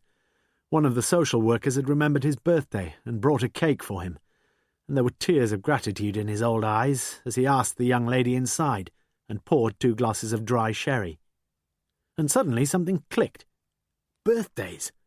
That's what they'd been talking about at the bridge club when Gwendola had laid on her little treat with the sherry. The police had asked him to let them know if he could recall anything about that night, and he rang up St. Aldate's immediately. Bell made a note of the call. Walters could stick it with the rest of the stuff. In fact, the note just written was to be the final contribution of Chief Inspector Bell to the riddle of the Jericho killings. Morse had been informed that the Assistant Chief Commissioner would welcome a little chat with him, and that a cup of tea up at my little place at Beckley would make a pleasant rendezvous. At 4:30, therefore, on that sunny October afternoon, the 2 men sat overlooking the broad green sweep of Otmore, and Morse recounted to his senior officer the irregularities of his own investigations over the previous fortnight. The ACC's answer was unexpected. "I want you to take over the case, Morse. You're quite good at that sort of thing. Bell isn't." "Well, I'm sorry, sir, but I can't accept the case. It's just not fair to belittle Bell." "Belittle?" The ACC smiled curiously, and Morse knew he'd missed a point somewhere. "Don't worry about Bell. I'll ring him and put things straight myself." "But I just—" "Shut your mouth a minute, Morse, will you? I know you didn't apply for the vacant super's post, but I was thinking of recommending you, actually. On second thoughts, though, I don't think I shall bother. The job's going to involve an awful lot of public relations, very important these days, Morse, and I just don't think you're cut out for that sort of thing, do you?" "Well, I don't know, really. I'd rather think things over, sir, if you don't mind." "No sense, old chap. We made the appointment yesterday, actually." "Oh." Morse felt a twinge of envy and regret, but all that public relations stuff would have bored him to death, he knew that. The ACC interrupted his thoughts. "You know, Morse, you don't go about things in the right way. With your ability, you could have been sitting in my chair and earning a sight more." "I've got a private income, sir, and a private harem." "I thought your father was a taxi driver." Morse stood up.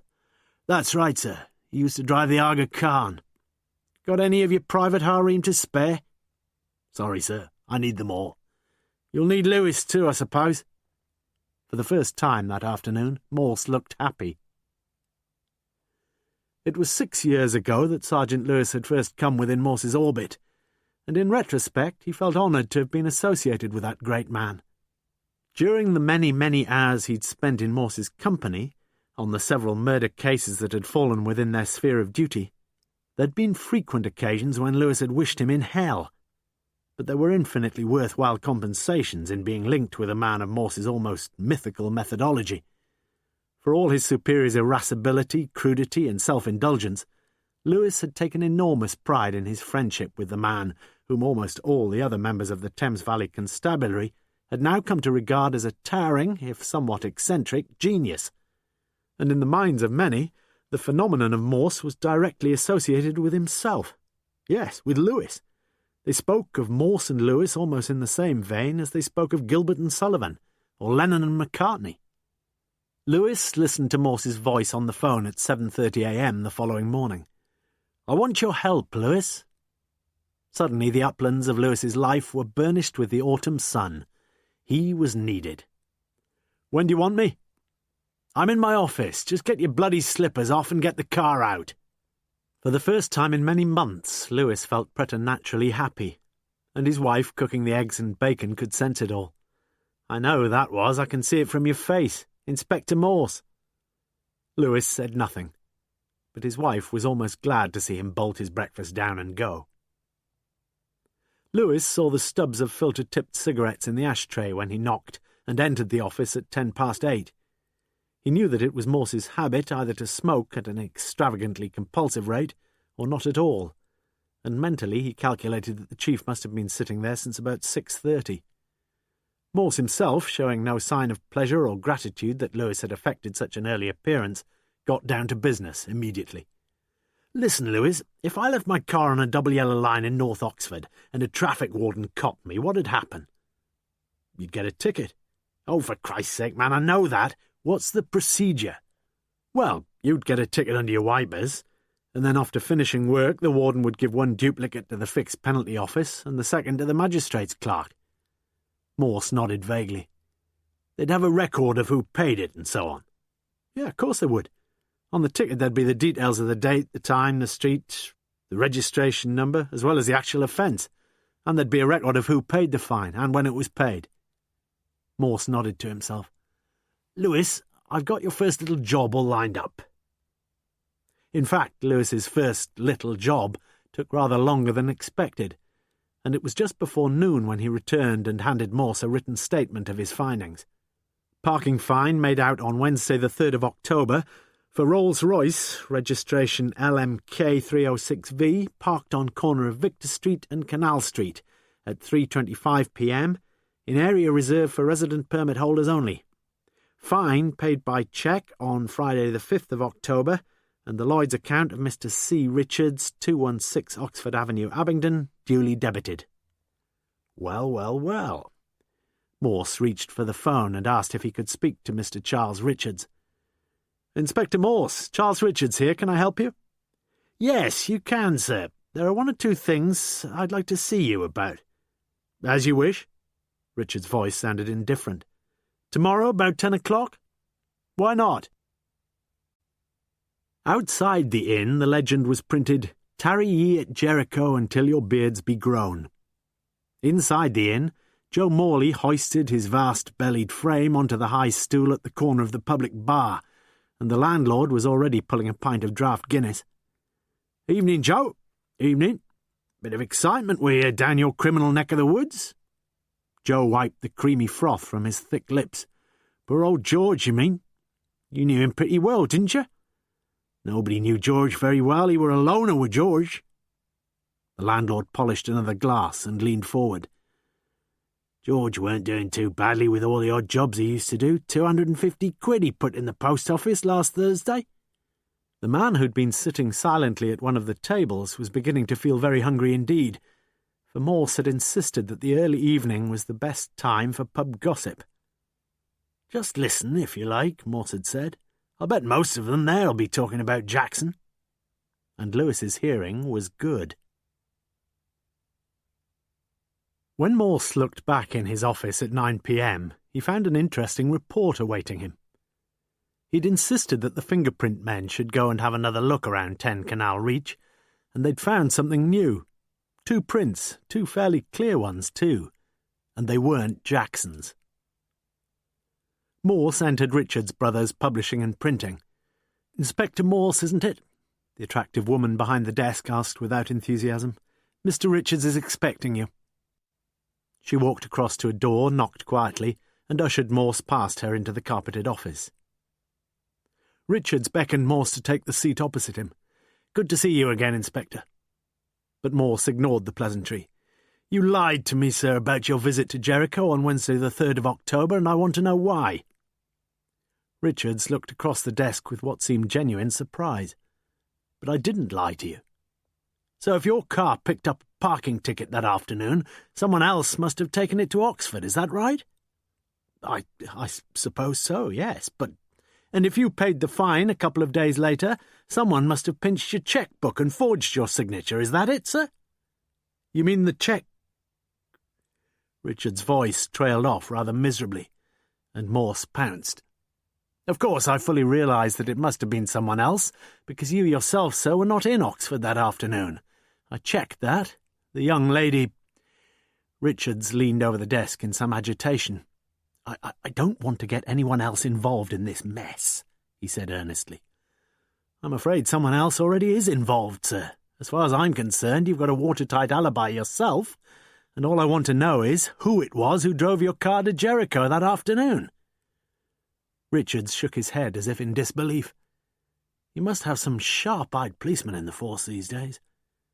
But Morse was too involved to look unduly smug, and Richards continued, Let me tell you the truth, Inspector. Anne Scott worked for me for several years, as you know.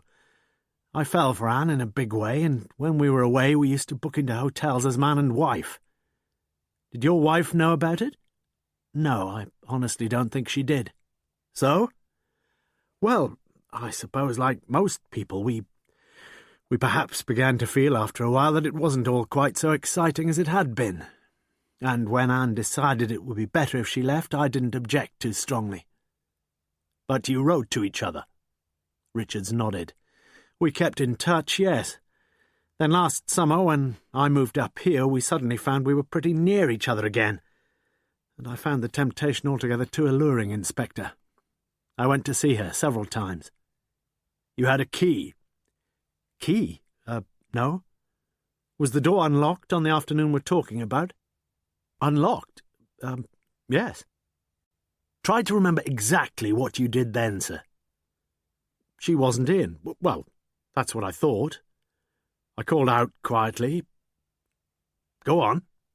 Well, the place seemed so quiet, I thought she must have gone out for a few minutes, so I went upstairs. Upstairs? Richard smiled sadly and then looked squarely into Morse's eyes. That's right, upstairs. Which room did you go in? She had a little study in the back bedroom. Look, you know all this anyway, don't you? I know virtually everything, said Morse simply. What happened then, sir? Nothing. After about 20 minutes or so, I began to get a bit anxious. I just left, that's all. Had it started raining when you left, sir? I know it was raining when I got there because I left my umbrella just inside the front door. Just on the right of the front door as you go in, you mean? I can't be sure, Inspector, but wasn't it on the left, just behind the door? I may be wrong, though. No, you're quite right, sir. I was just testing you out. You see, somebody else saw the umbrella that afternoon. Somebody who'd poked his nose into that house during the time you were there, sir. Richards looked down at his desk nervously. Yes, I know that. I just had to satisfy myself it was you, sir. Your car was seen there.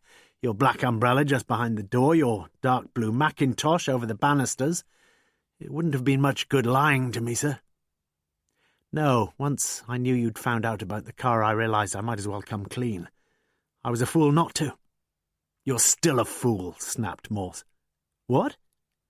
Richard's head jerked up. You're still lying to me, sir. The truth is that you weren't in Jericho at all that afternoon. Morse got to his feet. I shall be very glad if you can show me that mackintosh you were wearing, sir, because whoever it was who was in Anne Scott's house that afternoon, he was quite certainly not wearing a blue mackintosh. Morse appeared very pleased with himself as he picked up his own light fawn raincoat from the arm of the chair. Sit down a minute, said Richards. He squeezed his temples with the ends of his fingers. You've been lying from the beginning, said Morse. But I haven't been lying. Suddenly, Morse's blood surged upwards from his shoulders to the back of his neck as he heard the quiet voice behind him. Yes, you have, Charles.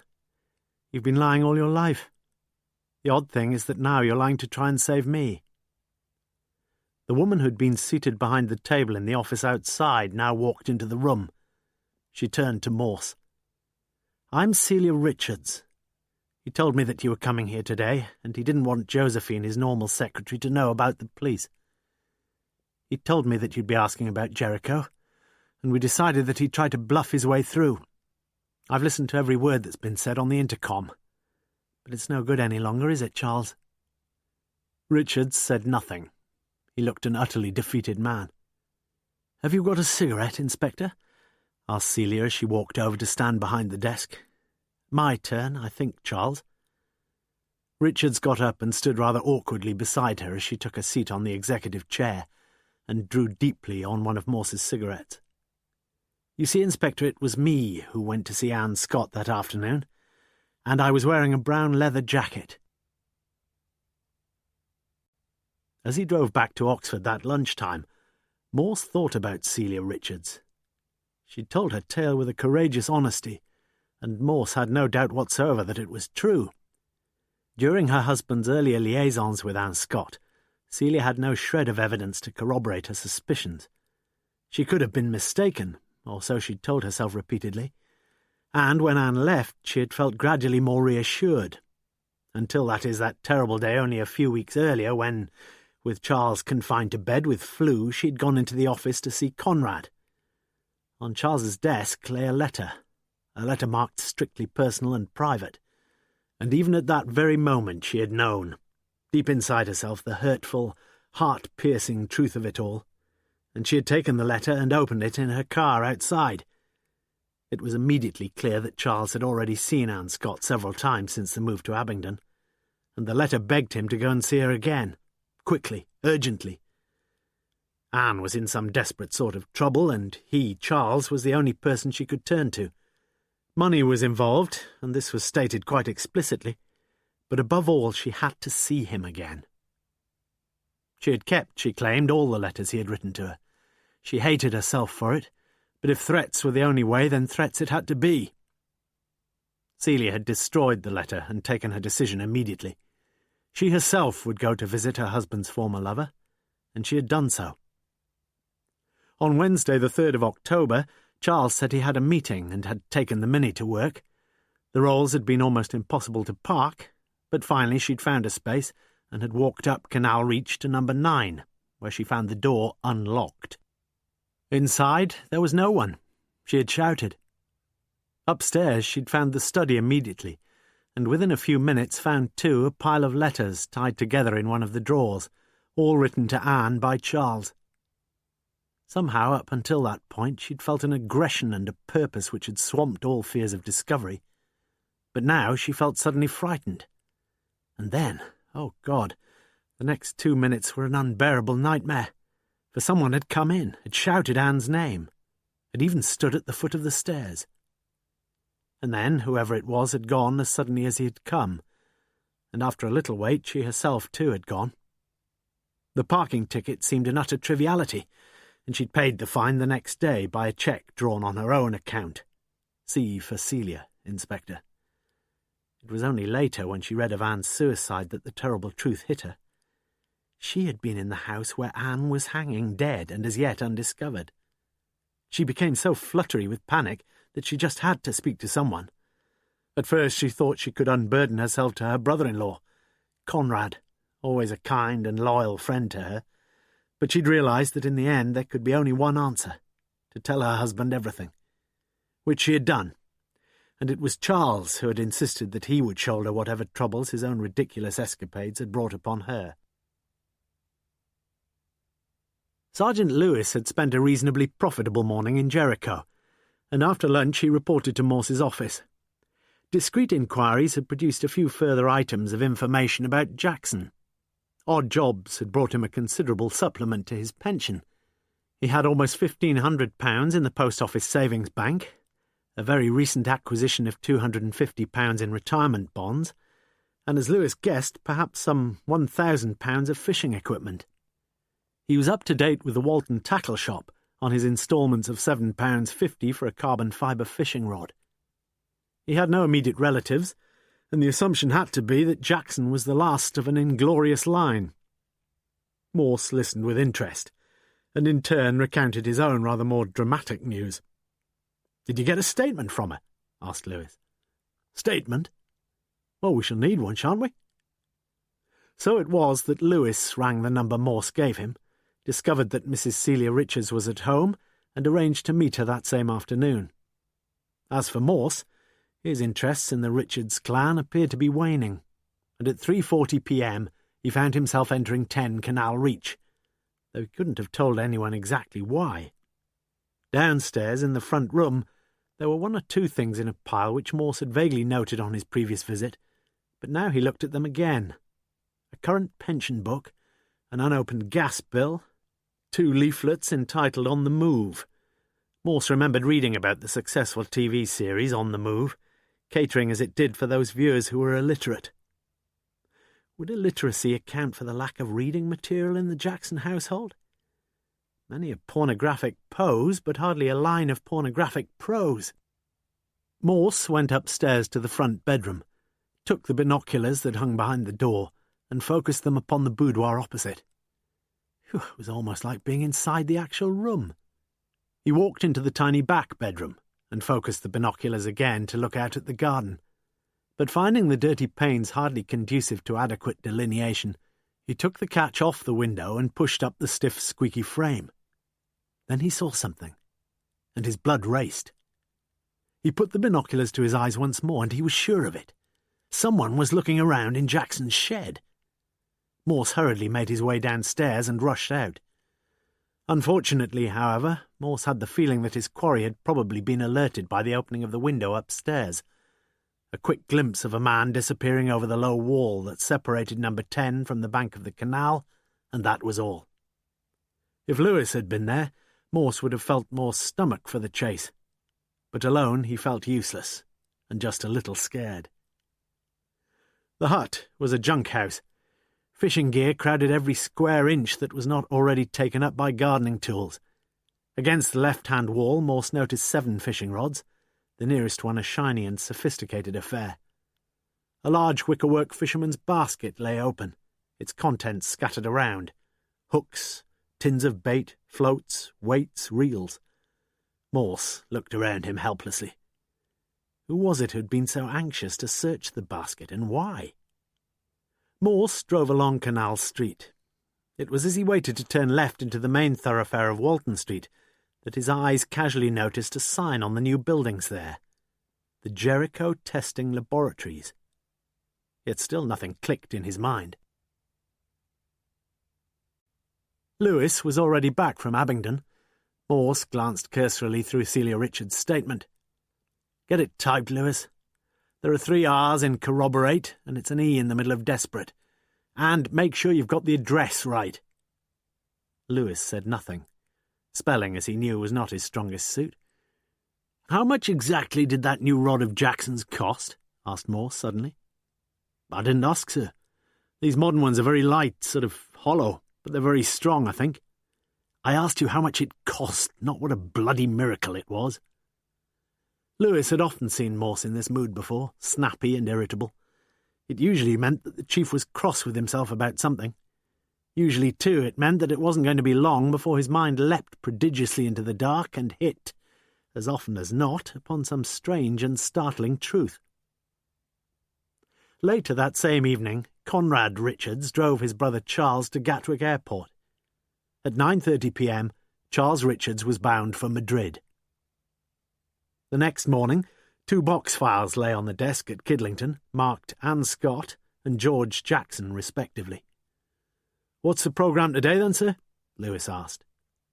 Morse pointed to the box files. "It'll probably not do us any harm to find out what sort of a cock-up Bell and his boys made of things." Lewis began his slow and industrious survey of the documents in the Scott case. Morse, too, reluctantly reached for a file. "Why do you think she killed herself?" asked Morse suddenly. "Expecting a baby, wasn't she? Bit thin, don't you reckon? It's not difficult to get rid of babies these days. But it still upset a lot of people. Do you think she knew she was pregnant? She'd have a jolly good idea. Between 10 and 12 weeks gone, it says here." Well, I know my missus did, sir." "Did she?" "But she wasn't exactly sure, of course, until she went to the antenatal clinic." "What do they do there?" "They take a urine specimen, and then the laboratory boys sort of squirt something." But Morse was listening no longer. He whistled softly before jumping to his feet and shaking Lewis vigorously by the shoulders. "You are a bloody genius, my son." "Really?" replied an uncomprehending Lewis. "Find it. It's there, somewhere. That plastic envelope with a couple of bits of burnt paper in it." Lewis looked at the evidence, the ick and the rat, and he wondered what cosmic discovery he had inadvertently stumbled upon. "I passed the place yesterday, Lewis. It's part of a letter heading. The Jericho Testing Laboratories. Ring 'em up quick, Lewis, and offer to take 'em a specimen in." I don't quite see." "They tested her, don't you understand? And then they wrote, but we knew she was having a baby, and so did she, like as not." Yes." For a few seconds, Morse's excitement seemed on the wane. "I'll ring if you want, sir, but How long has Charles Richards been in Abingdon? I don't think there's anything about that here. 3 months, Lewis, I'm sure of it. Just ring him up, will you, straight away? The old brain was really working again, he knew that. It was the start he'd been waiting for.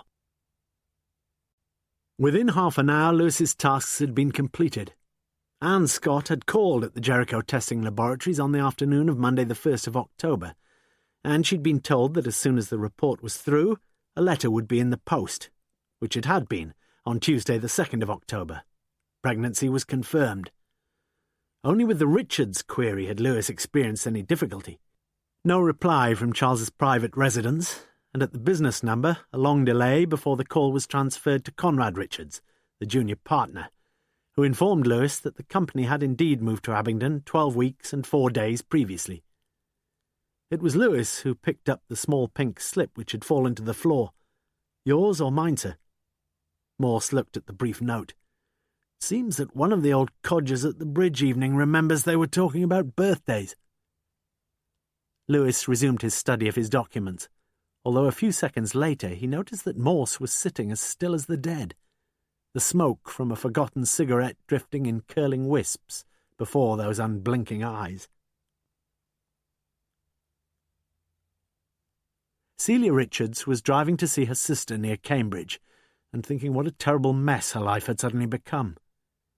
In the early days at Croydon, when she had first met the Richards brothers, she'd almost immediately fallen for Charles. Charles, with his charm and vivacity, his forceful masculinity. Yet even then, before they agreed to marry, she was conscious of other sides to his nature. A slight, nasty, hard streak in his business dealings. The suspicion, yes, even then, that his eye would linger far too long on the lovely limbs of other women. Charles had been unfaithful, she knew that now. Knew it for certain. Because at long last he had told her so.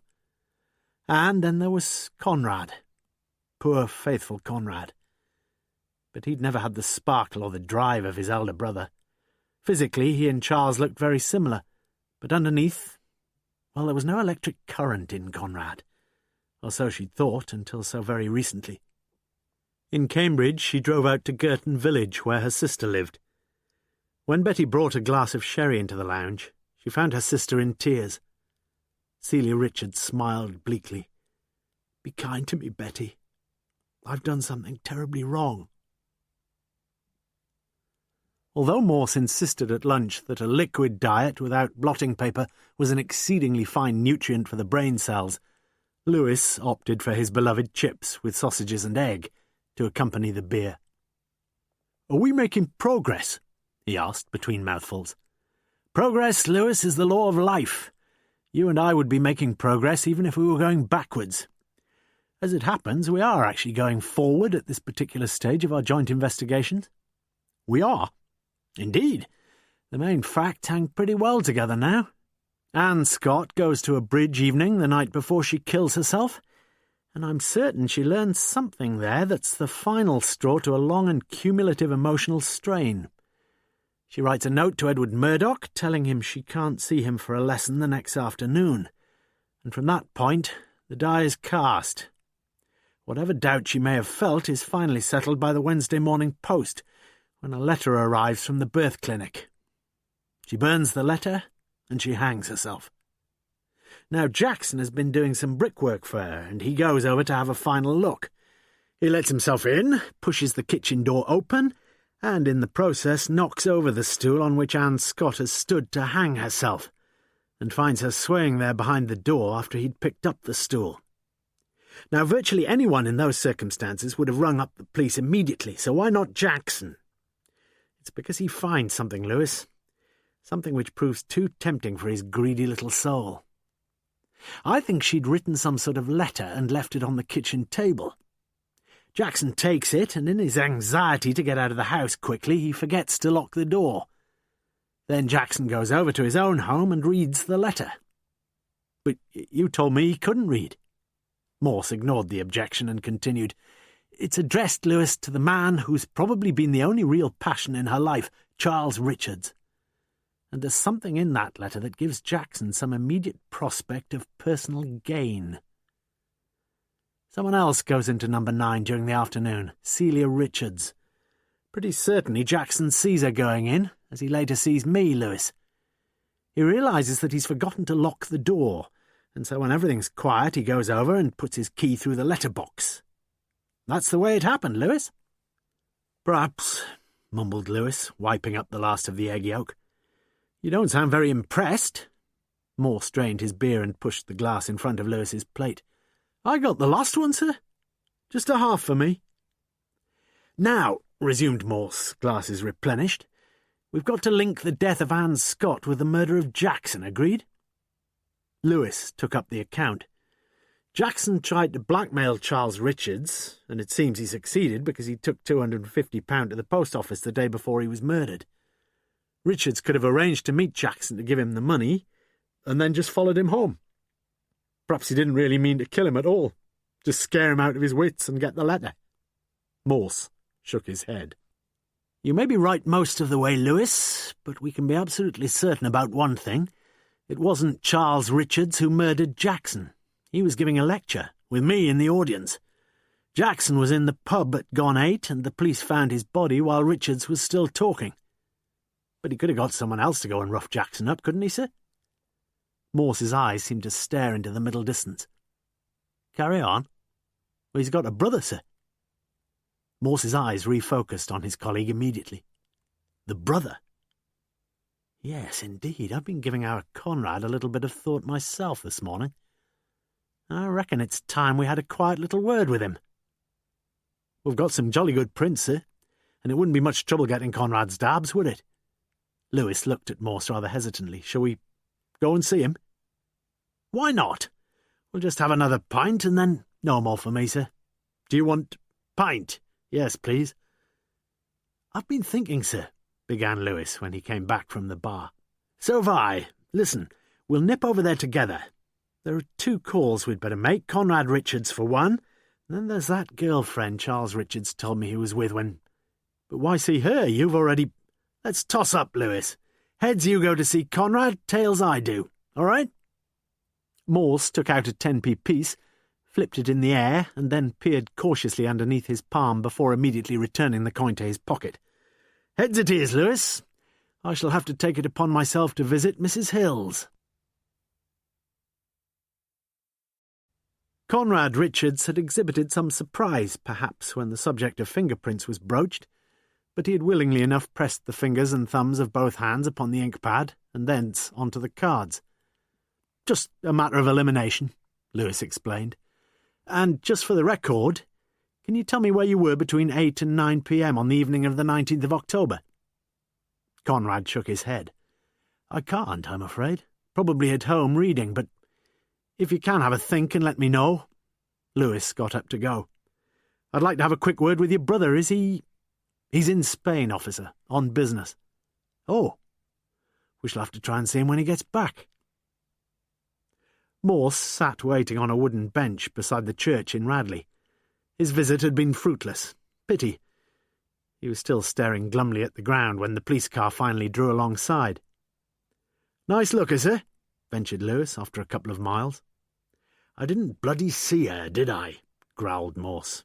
She's in Spain, apparently. Spain? Lewis whistled loudly. The birds seem to be flying from their nests, don't they? He recounted the details of his own eminently more successful mission. What do you think, then, Lewis? Well, we can get those prints checked straight away. And I've got a feeling we may just about be there, sir. As I see it, Charles Richards must have brought his brother along with him when he came to give his talk, then dropped him in Jericho, told him to go and scare the living daylights out of Jackson. He must have taken him completely into his confidence, you mean? Lewis nodded. Quite neat, really. Charles is completely in the clear, and nobody's going to think Conrad had anything to do with it. I doubt whether Conrad ever actually meant to kill Jackson. He just panics up there in the bedroom. He gets out quick and rings the police. Perhaps his one big worry was to save the old fella. The monosyllable sounded sceptical. Well, how else, sir? I dunno, said Morse. From the look of the dead Jackson's face, it seemed quite clear that someone had definitely meant business. The man had been clouted and punched about the head by someone made of much sterner stuff than Conrad Richards, surely. for from the little Morse had learned of him, Conrad was considered by all to be one of the mildest and most amenable men. He ought to see Conrad, though. Ought to have seen him that afternoon instead of... "Turn the car round." "Pardon, sir?" "We're going back there, and put your foot down." But Conrad Richards was no longer in his office. According to the young receptionist, he'd left on a business trip.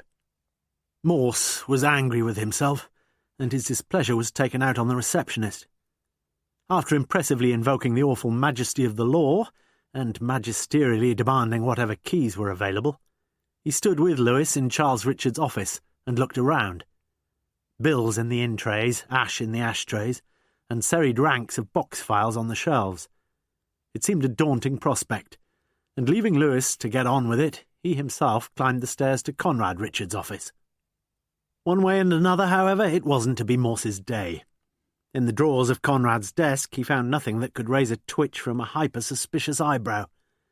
It was Lewis who found it, underneath a sheaf of papers in the bottom drawer of Charles Richards' desk, and as he climbed the stairs he sought to mask the beam of triumph on his face. "Any luck, sir?" he asked Morse. Not for the minute, no. What about you?" "I did find this."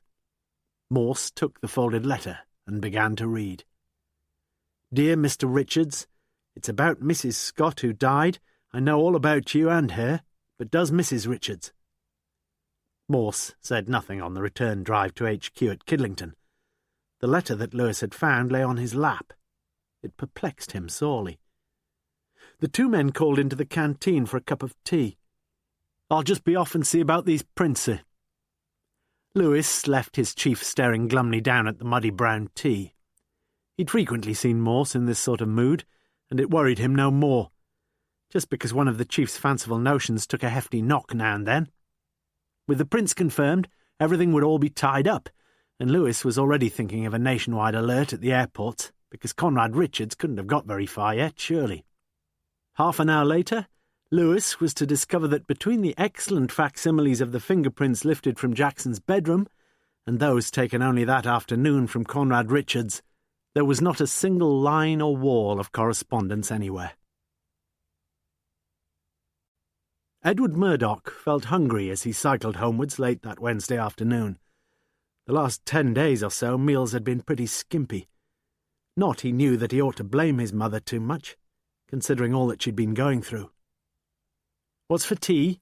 Edward asked his mother when he came in. "I've got a nice bit of stew on and some—" "Oh, Christ, not stew again!" Then Edward saw his mother's shoulders heave, and he saw the tears streaming down her cheeks.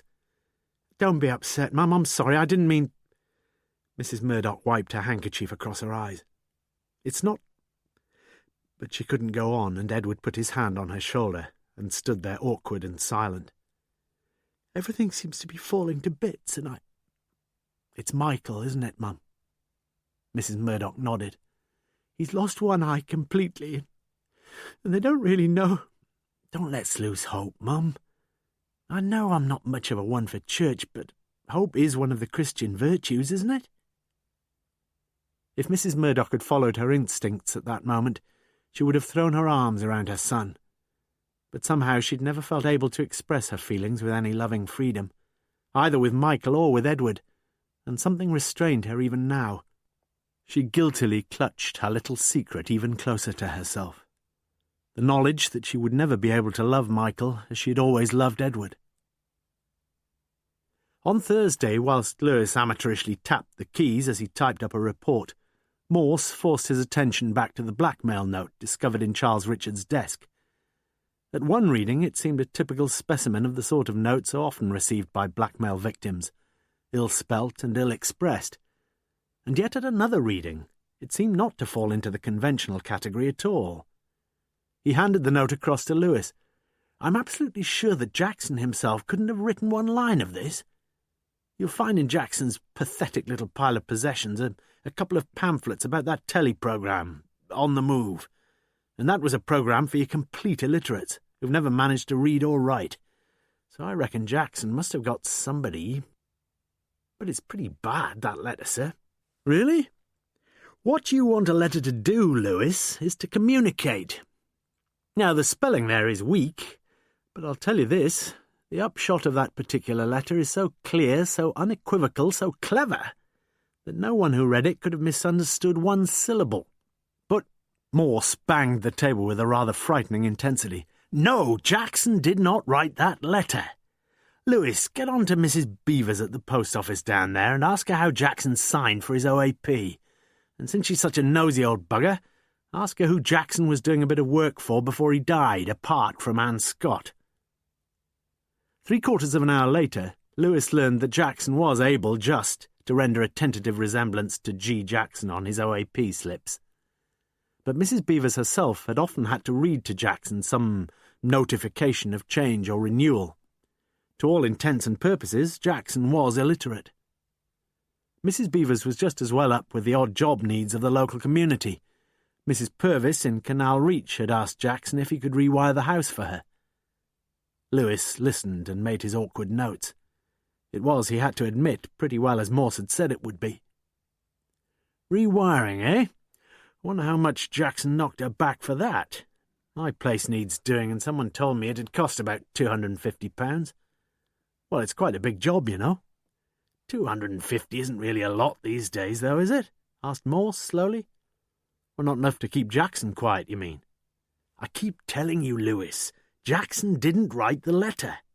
Well, who do you think did, then? Morse opened the palms of his hands. I dunno, except that he, or she, is well enough educated to know how to pretend to be uneducated. I just wonder, Lewis, exactly where Mrs. Purvis went to school when she was a girl.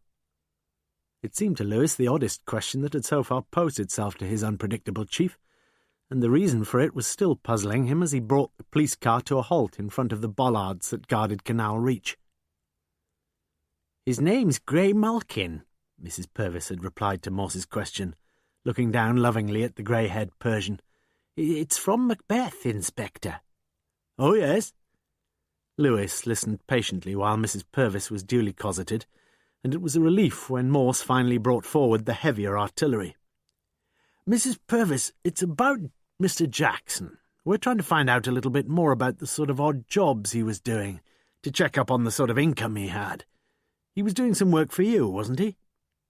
He'd finished, rewiring the house, it was. And you'd squared up with him. Mrs. Purvis leaned down to stroke Grey Malkin. I squared up with him, yes, before... Mind telling me how much he charged? Well, he wasn't a professional, you know. How much, Mrs. Purvis? £75. Why, wondered Lewis, did she make it sound like a guilty admission? Very reasonable, said Morse. Did he often do jobs for you? One or two little things. Did you ever do little jobs for him? Mrs. Purvis looked up with startled eyes. Mr. Jackson couldn't write very well, could he? Write? I don't know, really. Of course, he hadn't had much education, but... You never wrote a letter for him? No, Inspector, I didn't. Not a single letter? Never once in my life. I swear that on the Holy Bible. There's nothing wrong in writing a letter for a neighbour, is there? No, of course there isn't. Did you ever read a letter for him, though? The effect of the question on the poor woman was instantaneous. 2 or 3 times she opened her lips to speak, but no words came out. It's all right, said Morse gently. I know all about it, but I'd like to hear it from you, Mrs. Purvis. The truth came out then. The bill for rewiring the tiny property had been £100, but Jackson had been willing to reduce it by £25 if she was prepared to help him. All she'd got to do was to read a letter to him, and to say nothing about it to anyone. And, of course, it was only after beginning to read it to him that she'd realised it must have been a letter that Miss Scott had left on the kitchen table when she'd hanged herself. It was a sort of love letter, but Mrs. Purvis could remember no more details than this. You didn't do anything else for him? Morse asked. No, honestly I didn't, I swear on the... You didn't even try to find a telephone number for him? Morse had spoken evenly and calmly, but Mrs. Purvis broke down completely now. Between sobs, Morse learned that Jackson had asked her how to get through to directory inquiries and that she'd told him. It was only later that she'd begun to realise what Jackson might be up to. You're not very well off, are you, my love? Said Morse gently, laying a comforting hand on the woman's shoulder. We're going to forget all about it. It's just that if you can remember anything at all about this man Miss Scott was writing to, well, we'd be able to tie the whole thing up, wouldn't we?" Mrs. Purvis nodded helplessly. "Yes, I see that, but I can't. Do you remember where he lived?" "I'm sorry, I didn't see the envelope." "Name? She must have written Dear Somebody or something." "My dearest Charles," Mrs. Purvis said slowly and quietly. "That's how she started the letter." That same evening Morse drove up to the John Radcliffe in Headington and spoke with the sister in the intensive care unit. Morse looked down at Michael Murdoch, his head turbaned in layers of white bandaging. Picking up the chart from the foot of the bed, Morse's eyes followed the mountain peaks of pulse rate and temperature. The top of the chart read Murdoch, Michael, date of birth the 2nd of October. But Morse's eyes travelled no further, and his mind was many miles away. The clues were almost all assembled now, although it was not until 4 hours and a bottle of teachers later that Morse finally solved the first of the two problems that the case of the Jericho killings had presented to him. To be more precise, it was at 5 minutes past midnight that he discovered the name of the man who had killed Mazan Scott. Detective Constable Walters had experienced little glamour since his appearance on the stage in the first act of the Jericho killings, and his latest assignment, a hefty burglary in North Oxford, had made no great demands on his ratiocinative skills. It was, therefore, a pleasurable relief for Walters when Lewis walked in on Friday morning. "You want to see the new Super Sarge?" "No, actually, it's Constable Walters I'm after. Your chief a bit sore about the promotion." "Sore? Morse? He looked like he'd won the pools when I last saw him. Can we help you?" "Morse says you looked into Miss Scott's early marriage and found where her husband had been living before he was killed." "That's right." "You spoke to the landlady?" Walters nodded. "Important, is it?" "So Morse says." By the end of the morning, after a visit to the landlady, after inspecting the medical records in the Radcliffe Infirmary's accident department, and after matching his findings with the road accident records in the archives at Police HQ, Lewis knew it all. Yet he felt oddly frustrated about his 3 hours' research, for Morse had already told him what he'd find, that the other driver involved in the fatal accident with Anne Scott's former husband had been Michael Murdoch. Back in Morse's office, Lewis began to recount his morning's findings, but his reception was surprisingly cool. "Cut out the weasel words, Lewis. It was just as I said, wasn't it?" "Just as you said, sir," replied Lewis mildly. "And why didn't that incompetent Walters take the trouble to put the landlady's address on his report? Probably didn't think it was important." "Didn't think? And doubtless you, Lewis, with your vast experience, wouldn't have thought it very important either." "No, I don't think I would, sir," replied Lewis. "I see." But there was an icy note in Morse's reply that suddenly alerted Lewis to an imminent gale force 10. "I'd always thought, Lewis, that the job of a detective was to produce an accurate report on whatever facts he'd been able to establish, however insignificant those facts might appear." The voice was monotonous, didactic. "It's often the small, seemingly insignificant detail that later assumes a newborn magnitude. You would agree with that, would you not?" Lewis swallowed hard and nodded feebly. "What have I done wrong, sir?" asked Lewis quietly. "I'll tell you, Lewis. You're bloody careless, that's what. Careless in the way you've been writing your reports. You know my spelling. I'm not talking about your bloody spelling. There are half a dozen things here that are purely, simply bloody wrong." Lewis looked down at the desk and said nothing. He knew deep down that he'd rushed a few things, but he'd tried so hard. He felt a sense of hurt and injustice. "Let me just see what you mean, if you don't mind, sir. There's this for a start, remember it?" Morse's right forefinger flicked the statement taken by Lewis from Mrs. Celia Richards. Lewis looked down at the statement brusquely thrust across to him and opened his mouth to say something, but Etna was still erupting. "What the hell's the good of a sergeant who can't even get an address right? And then look at this one here." Morse had now picked up another sheet, but Lewis was no longer listening. The address on the statement he held was perfectly correct. He was convinced of that. And so he waited. And when the reverberations had settled, he spoke 4 simple words. with the massive authority of the Almighty addressing Moses. "This address is right."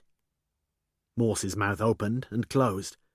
Reaching across the desk, Morse retrieved Celia Richards' statement and then fingered through the other documents in front of him until he found what he was looking for. "You mean to say, Lewis, that she lives at 261, and that this address here—" he passed across a Xerox copy of the letter which had accompanied the parking fine— "is also correct?"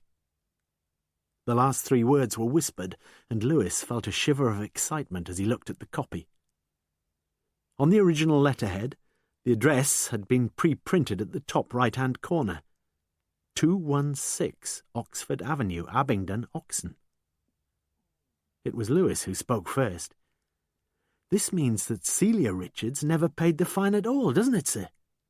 This is Conrad Richards' address." Morse nodded agreement. In his mind, at that very moment, it was as if a colossal flash of lightning had suddenly illuminated the landscape for a pilot flying lost and blind in the blackest night. Morse's eyes were still shining as he stood up. "Calls for a little celebration, don't you think?" "No, sir. Before we do anything else, I want to know about all those other things in the reports where—" "Forget 'em! Trivialities, Lewis. Minimal blemishes on some otherwise excellent documentation." He walked round the table, and his right hand gripped Lewis's shoulder. "We're a team, we are. You realise that, don't you? You and me, when we work together, Christ, we're bloody near invincible. Get your coat." Lewis rose reluctantly from his seat. He couldn't really understand why Morse should invariably win, but he supposed it would always be so. "You reckon you've puzzled it all out, sir?" "Reckon? No, more like. I'll tell you all about it over a pint." "There are 3 basic views about human life," began Morse over a pint of beer. "One of 'em says that everything happens by pure chance, like atoms falling through space, colliding with each other occasionally and cannoning off to start new collisions. It's all just pure fluke. Then you get those who reckon that it's ourselves as people who determine what happens, at least to some extent. And then there's another view. Things are somehow preordained. Whatever you do and whatever your luck is, you just can't avoid it. Fate, that's what they call it. What do you believe, sir?" "Me? Well, I certainly don't go for all this fate lark. I reckon I come somewhere in the middle of the other 2, but that's neither here nor there. What is important is what Anne Scott believed, and it's perfectly clear to me that she was a firm believer in the fates. She even mentioned the word, I remember, when I met her. There was one book by a Greek tragedian she'd been rereading. It was lying on her desk, Lewis. I think I'm getting a bit lost, sir. Let me tell you a story. Once upon a time, a handsome young prince came to a city and fell in love with a beautiful queen, and she in turn fell in love with a young prince, and things were easy for him. The prince was a bachelor, and he found out that the queen was a widow. Her husband had been recently killed on a journey. So they confessed their love, and then they got married. Had quite a few kids, too. The story of what happened to the pair of them after that is one of the most chilling myths in the whole of Greek literature. You know what happened then? Lewis looked down at his beer. We didn't have any of that Greek and Latin stuff when I was at school, sir. Morse knew at that moment exactly why he always wanted Lewis around. The man was so wholesome, somehow, honest, unpretentious, humble almost, in his experience of philosophy and life, and Morse continued in a gentler tone. One day the prince decided to find out how the queen's former husband had died. He finally discovered that the king hadn't died in an accident after all. He'd been murdered. And he kept working away at the case, Lewis, and do you know what he found? He found that the murderer had been himself, and he learned that the man he'd murdered had been his own father. And in a blinding, terrifying flash of insight, Lewis, he realized the full enormity of what he'd done. Not only had he murdered his own father, but he'd married his own mother, and had a family by her. And the truth had to come out. And when it did, the queen went and hanged herself. And the prince, when he heard what she'd done, he blinded himself. That's the myth of Oedipus. You can appreciate, Lewis, how Anne Scott's intimate knowledge of this old myth was bound to affect her attitudes and actions. As an undergrad here, she'd met a man and married him, just as in the Oedipus myth, Queen Jocasta married King Laius. Then a baby arrived, and just as Jocasta couldn't keep her baby, because an oracle had told her that the baby would kill its father, so Anne Scott and her husband couldn't keep theirs, because they had little chance of bringing up the boy with any decent prospects. Jocasta and Laius exposed the infant Oedipus on a hillside, and Anne and her husband found a private adoption society to take the child. Now, Lewis, what would every mother be absolutely certain to remember about her only child, even if it was taken away from her almost immediately after it was born? Our friend Superintendent Bell believed that something must have happened the night before Anne Scott died that proved to be the immediate cause of her subsequent actions.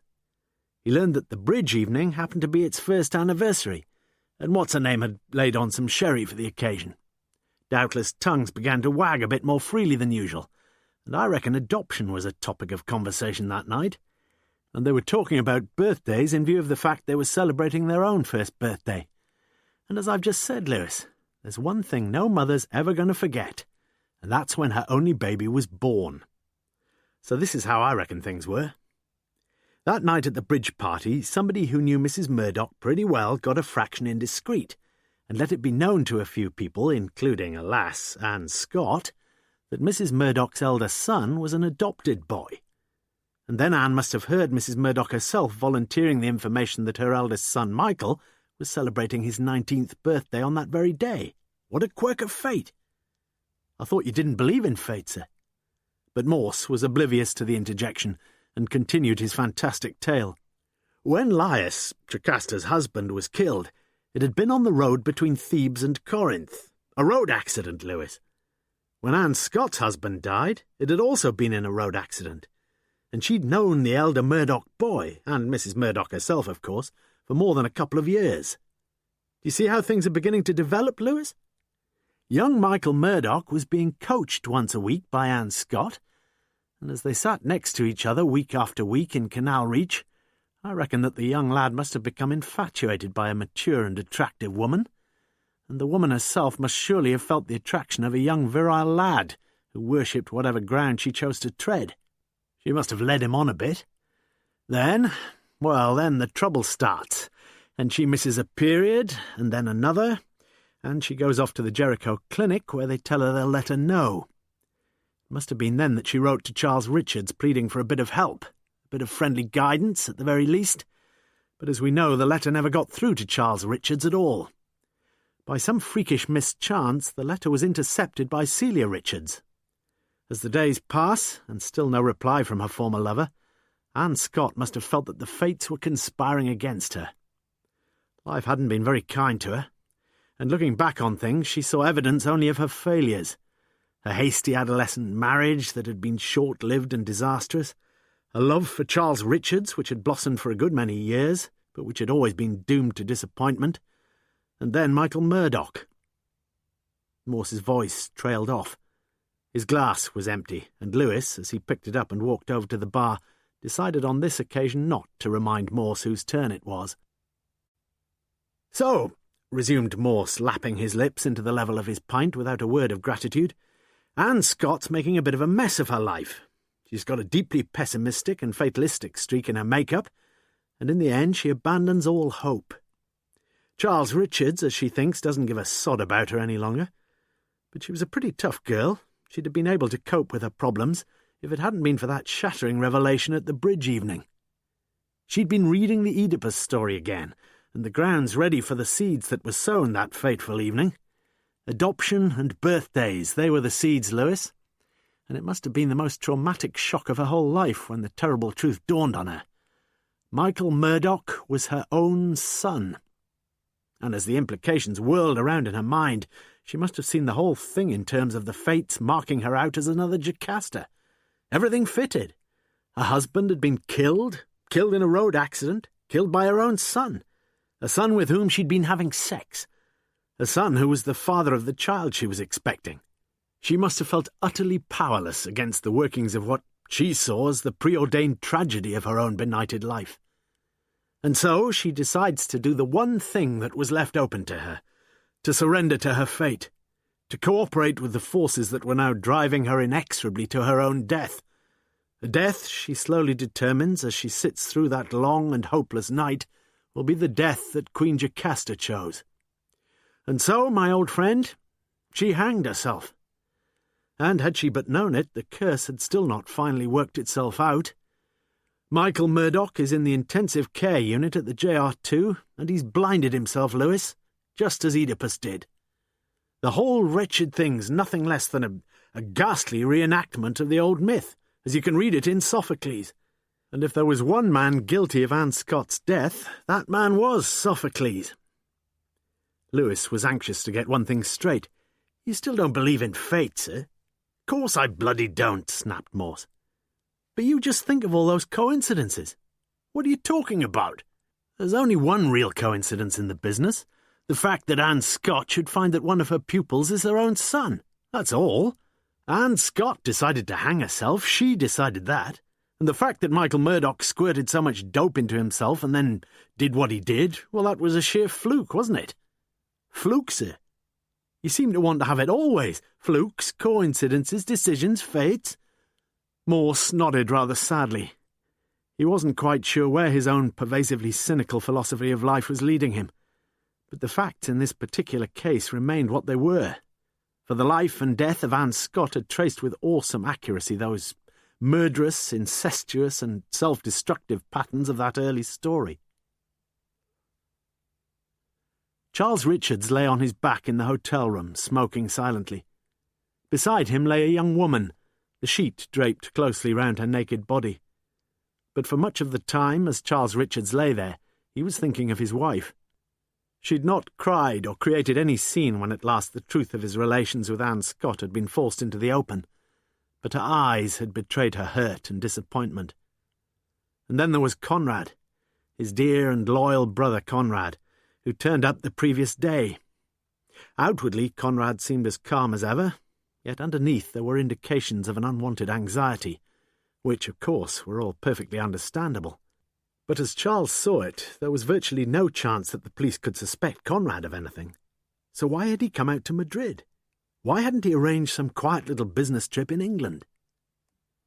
Conrad Richards suspected the previous day that Charles had been most displeased to see him, and now he wished he'd never come. But he needed some advice and reassurance, and for those he'd depended on his brother all his life. He walked across to the tourist office at 9 o'clock and found that if he wanted to, he could fly back to Gatwick that same afternoon. Yes, that would probably be the best thing, get back and see Celia again and face things. But when at 11 a.m. the brothers met in the cocktail bar of the Palace Hotel, Charles seemed his bright, ebullient self once more. Go back today? Nonsense! We'll do a bit of sightseeing together, Conrad. What about... Oh, don't worry about her. She's flying back to Gatwick this afternoon on my instructions. Celia, too, had been up early that morning, deciding to follow Charles's practice of putting some time in at the office on Saturday. Action! That's what she told herself she needed, and plenty of it. But the currents of anxiety were often strong, and like a brother-in-law she felt the urgent need of having Charles beside her. Charles, who was so strong and confident. Charles, whom, in spite of everything that had happened, she knew was the only man she could ever fully love. She was still in the office when she took the call at 12:10. It was from Madrid, from Charles. She was at home 2 hours later when she received another call, this time from Detective Chief Inspector Morse, to whom she was able to report that her husband would be returning home on Monday. Have you any idea where your husband's brother is? Conrad? No, I haven't, I'm afraid. He's off on business somewhere, but no one seems to know where he's gone. Oh, I see. Celia was clearly anxious to appear cooperative. Can I give him a message when he gets back? No, Morse sounded indecisive. It's not important. Lewis had come into the office during the last part of the telephone conversation, and Morse winked at him broadly as he replaced the receiver. Monday, then. That's the big showdown, Lewis. I reckon I'm looking forward to it. Lewis, however, was looking unimpressed. I'm afraid I've got some rather odd news for you. Morse looked up sharply. It was very irregular, they said at the clinic. But you found out? Lewis nodded. The Scott's baby was adopted by a couple in North London, and the poor little fellow died just before his 3rd birthday. Meningitis. Morse looked utterly blank. "You're quite sure about this?" "Quite sure, sir. You were right about Michael Murdoch being adopted, though. Same society. But his parents were both killed in a road accident, just outside—" But Morse was no longer listening. For if what Lewis had just told him was true— "Will you want me tomorrow, sir?" "Sunday? Sunday's a day of rest, Lewis. And I've got to catch up with the omnibus edition of The Archers." The upswung door of the wide double garage revealed the Rolls and the Mini as Morse walked across the crunching gravel and rang the bell. It was Celia who answered the door. "Come in, Inspector. You know my husband, of course." Morse watched them carefully as they stood there, fingers intertwined as though some dramatic reconciliation had recently been enacted. "Afternoon, sir. I'd hoped that we could have a quiet little chat on our own." "I was just going, Inspector. Don't worry." Morse slowly took out a cigarette, as if he were anxious to impose some leisurely tempo on the interview. "Mind if I smoke?" "Not a bit." Richards took an ashtray from the mantelpiece and placed it on the arm of Morse's chair. Morse offered the packet across, but Richards shook his head with a show of impatience. "It's about Anne Scott, isn't it?" "Amongst other things." "Well, can we get on with it? Do you know where your brother Conrad is?" "No, not the faintest." "Did he ring you while you were in Spain?" "Yes, he told me one of your men had taken his fingerprints." "Why did you take them?" "I thought he might have murdered Jackson." "What, Conrad? Oh dear, you must be hard up for suspects." "Yes, I'm afraid we are." "Do you want my fingerprints?" "No, I don't think so. You see, you've got a pretty good alibi for that night. Me." "Did Conrad also tell you that we found the blackmail note in your desk?" "No, but Celia did. I was a bit daft to keep it, I suppose." "But I'm very glad you did. It was the biggest clue in the case." "Really?" "And Jackson didn't write it." "What?" "No, Jackson couldn't have written that letter because— But he rang, Inspector. It must have been Jackson. Do you remember exactly what he said when he rang?" "Well, no, not really, but please try to think back if you can. It's very important." "Well, he seemed to know all about me and Anne." "Did he actually mention the letter?" "Do you know, I don't think he did, no." Richards frowned and sat forward in his chair. "So you think perhaps that the person who rang me—" "But it was Jackson, Inspector. I know it was." "Do you mind telling me how you can be so sure?" asked Morse, quietly. "You probably know, don't you?" To Morse, Richard's eyes suddenly seemed to show a deeply shrewd intelligence. "I don't really know anything yet." "Well, when Jackson rang, I decided to change the time and the place and all that. I thought it would give me a chance." "What, to follow him?" "Yes." "In the car?" Richards nodded. "Did you take Conrad with you?" "Take Conrad? What on earth? How did Conrad follow Jackson? On his bike?" "What the hell are you talking about? I followed Jackson in the car." "There's a folding bicycle in your garage. Did he use that?" "I just told you, Inspector. I don't know where you're getting all these cockeyed notions from, but did you put the bike in the boot?" "I told you. Look, sir, there can be no suspicion whatever that either you or your brother Conrad murdered George Jackson. None. But if I can get it quite clear in my own mind exactly what happened that night, I shall be on the right track. And I'm certain that you involved Conrad in some way or other. It might not have been on a bike." "We put the bike in the back of the Rolls," Richard said quietly. "Conrad had dressed up in a gown and had a few books with him." "And then Conrad followed him?" "He followed him to Canal Reach, yes." "So?" "So nothing, Inspector. We knew where he lived, and well, it was me, actually. I found out his name." "Go on." "That's the finish, Inspector. You didn't drive Conrad into Oxford the night that Jackson was killed, the night you spoke at the Book Association." "I swear I didn't." "Where was Conrad that night?" "I honestly don't know. I did ask him after we'd heard about this Jackson business, but he said he just couldn't remember." "He's got no alibi, you mean?" "You know, it's not all that easy, is it, remembering where you were a week or so ago?" "You'd surely have no trouble, though? About that night, I mean?" "No, I haven't. I forget exactly when the meeting finished, but I know I drove straight home, Inspector. I must have been home by, 10:30, I should think. Would your wife remember? Why don't you ask her? Hardly worth it, is it? You've probably got it all worked out anyway. I resent that, Inspector. All right, my brother and I probably acted like a pair of idiots, but please don't drag Celia into things. Morse stood up to go. We shall have to have a statement, of course, but I can send Sergeant Lewis along at some time that's convenient for you. Can't we get it done now, Inspector? I've got a pretty hectic programme these next few days. There's no rush. It wouldn't do any harm for you to think things over at your leisure, and we shall need you to sign the statement in front of a police officer. All right? Richards rose from his chair. Let's arrange something, shall we? I should think the best thing is for you to give Sergeant Lewis a ring at the Kidlington HQ when you're ready. Monday, will that be all right? Certainly. Well, I'll be off now. The two men shook hands, and Morse walked down to the road where Lewis sat waiting with his usual placid patience. Well? Said Morse. It was just as you said, sir. Well, I've thrown in the bait, Lewis. We just sit back now and wait for the fish to bite. Think he will? Oh, yes. You should have heard me, Lewis. A bloody genius I was.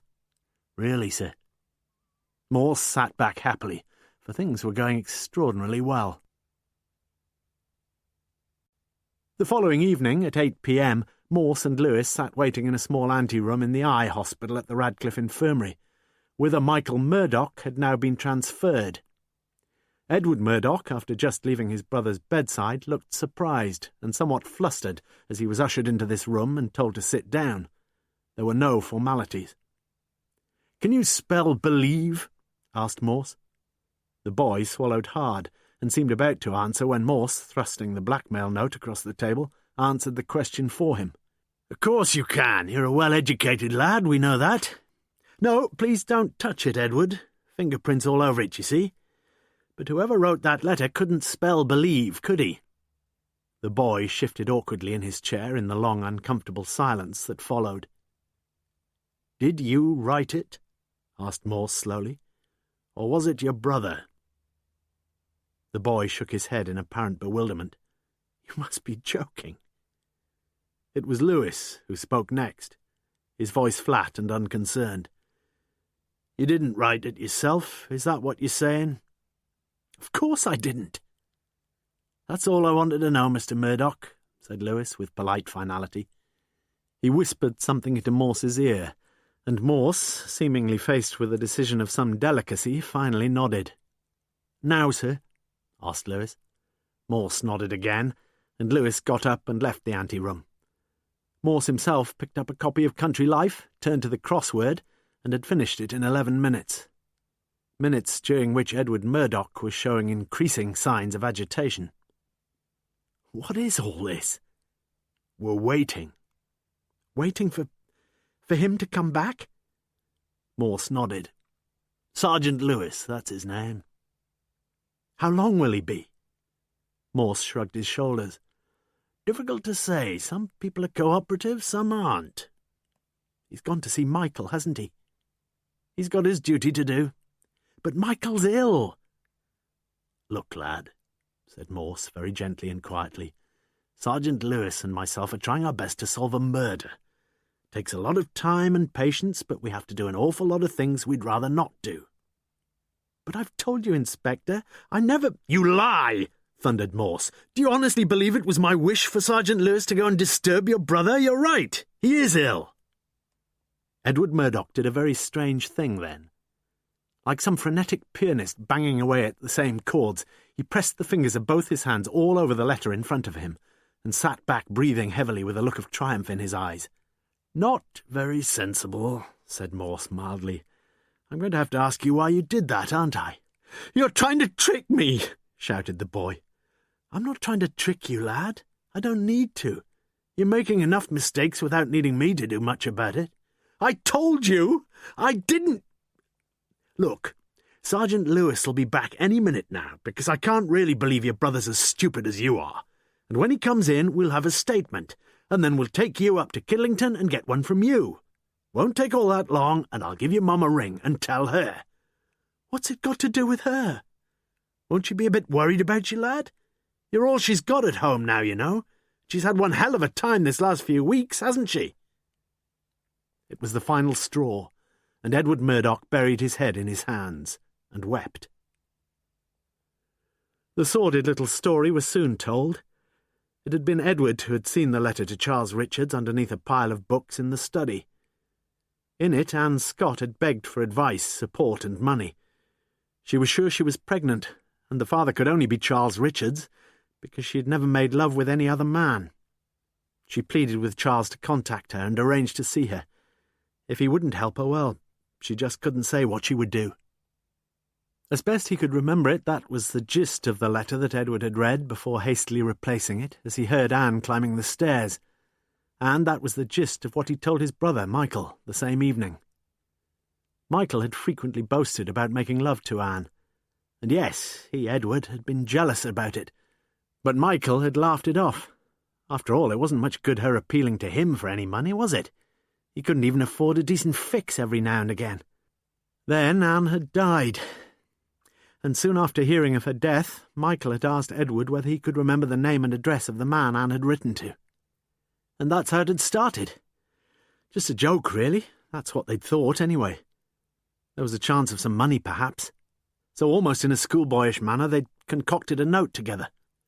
The next day, Michael had been rushed off to hospital, and Edward himself had felt frightened and agonizedly sorry about the cheap thing he'd done. He'd never rung up Charles Richards, and he'd never been down to the willow trees to see if anything had been left there. Whilst Morse and Lewis were still at the eye hospital, passengers arriving on a British Airways scheduled flight from Madrid were passing through the customs hall at Gatwick, where onlookers might have seen two plain-clothes men walk up on either side of a middle-aged, broad-shouldered man, his dark hair greying at the temples. "Mr. Conrad Richards?" The broad-shouldered man had nodded unemotionally. "It's my duty as a police officer to arrest you on a charge of murder. The murder of Mr. George Jackson of 10 Canal Reach, Jericho." Richards was seated on a narrow bed reading the Daily Express when the cell door was closed behind Morse with a thumping clang. "Good morning, sir. We haven't met before, have we? I've met your brother several times, of course, but never you. I'm Morse, Detective Chief Inspector Morse. Charles has told me about you, Inspector." "Do sit down, please. We've got quite a lot to talk about, haven't we?" "I've been accused of murdering a man, I understand." "That's it." "Don't you think you owe me just a little explanation?" "All right. Your brother Charles told you about the blackmail note he received and asked you for your cooperation. You've always been a kindly fellow, and you said you'd do what you could. Then your brother had a call about the note, or at least a call he thought was about the note, and he arranged to meet Jackson. You got out of the car quietly with your folding bike and trailed Jackson to Jericho. The plan had worked well, and you decided to repeat it on the evening of the Oxford Book Association speech." Richard shook his head in quiet remonstration. "Look, Inspector, if you really—" "Hear me out. I don't think you meant to murder Jackson. The idea was that you—" "I can't listen to this. You may be right in saying that Charles meant to go and see Jackson. Knowing Charles as I do, I don't think he could have let a thing like that go. He'd, like as not, have gone to see Jackson and scared the living daylights out of him. But something put a whacking great full stop to any idea that Charles may have had. Jackson was murdered, and we felt we needn't worry about him any more. So you didn't go to Jackson's house that night?" "I certainly did not." "Where were you that night, sir?" "I don't know," replied Richards in a hopeless voice. "What was the real reason for your visit to Jackson's house that night?" Richards smiled patiently. "You must have a pretty poor opinion of my intelligence, Inspector." "Certainly not. But I think no one actually intended murdering Jackson, you see. I think he was after something else." "Such as?" "I think it was a letter that Jackson had found in Anne Scott's kitchen that morning. I think the letter Jackson found had probably been received through the post that very morning. A letter from your brother, telling Anne Scott that he couldn't help her, and that everything between them was over." "Have you got the letter?" asked Richards quietly. "No," said Morse slowly. "Aren't you going to have to do a bit better than this, Inspector?" "Well, your brother was looking for something in that shed at the bottom of Jackson's garden. Or was that you, sir?" "In a shed?" Morse ignored the apparent incredulity in Richard's voice and continued, "That letter would have been a bad thing for your brother, sir. It could have broken up his marriage if... But Celia knew about Anne Scott. Only very recently, I think." "Yes, that's true. Do you love your sister-in-law?" Richards looked down sadly and nodded. "I shall always love her, I suppose." Morse nodded too, as if he also was not unacquainted with the agonies of unrequited love. "Where does this leave us, Inspector?" "Where we started, I'm afraid, sir. You've been charged with the murder of Jackson, and that charge still stands. So we'd better get back to thinking about where you were on the night when—" Richards got up from the bed, a new note of exasperation in his voice. "Why pick on me? What possible evidence?" "Ah!" said Morse. "I was wondering when you were going to ask me about the evidence." Richards looked puzzled. "You've got some evidence? Against me?" "There were several fingerprints in Jackson's bedroom, and as you know, I asked my sergeant to take yours." "But he did. And I'll tell you one thing, Inspector, my prints could quite definitely not have matched up with anything there, because I've never been in the bloody house." "I think you've missed my point, sir. We didn't really get a chance of matching up your prints at all. You see, well, to be truthful, sir, Sergeant Lewis mucked things up a bit. But he's willing to have another go. In fact, he's waiting outside now." Richards sat down on the bed again, his head between his hands.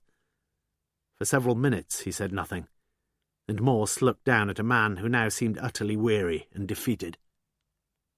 "Cigarette?" said Morse. Richards took one and inhaled the smoke like a dying man gasping at oxygen. "When did you find out?" he asked very quietly. "Find out that you weren't Conrad Richards, you mean?"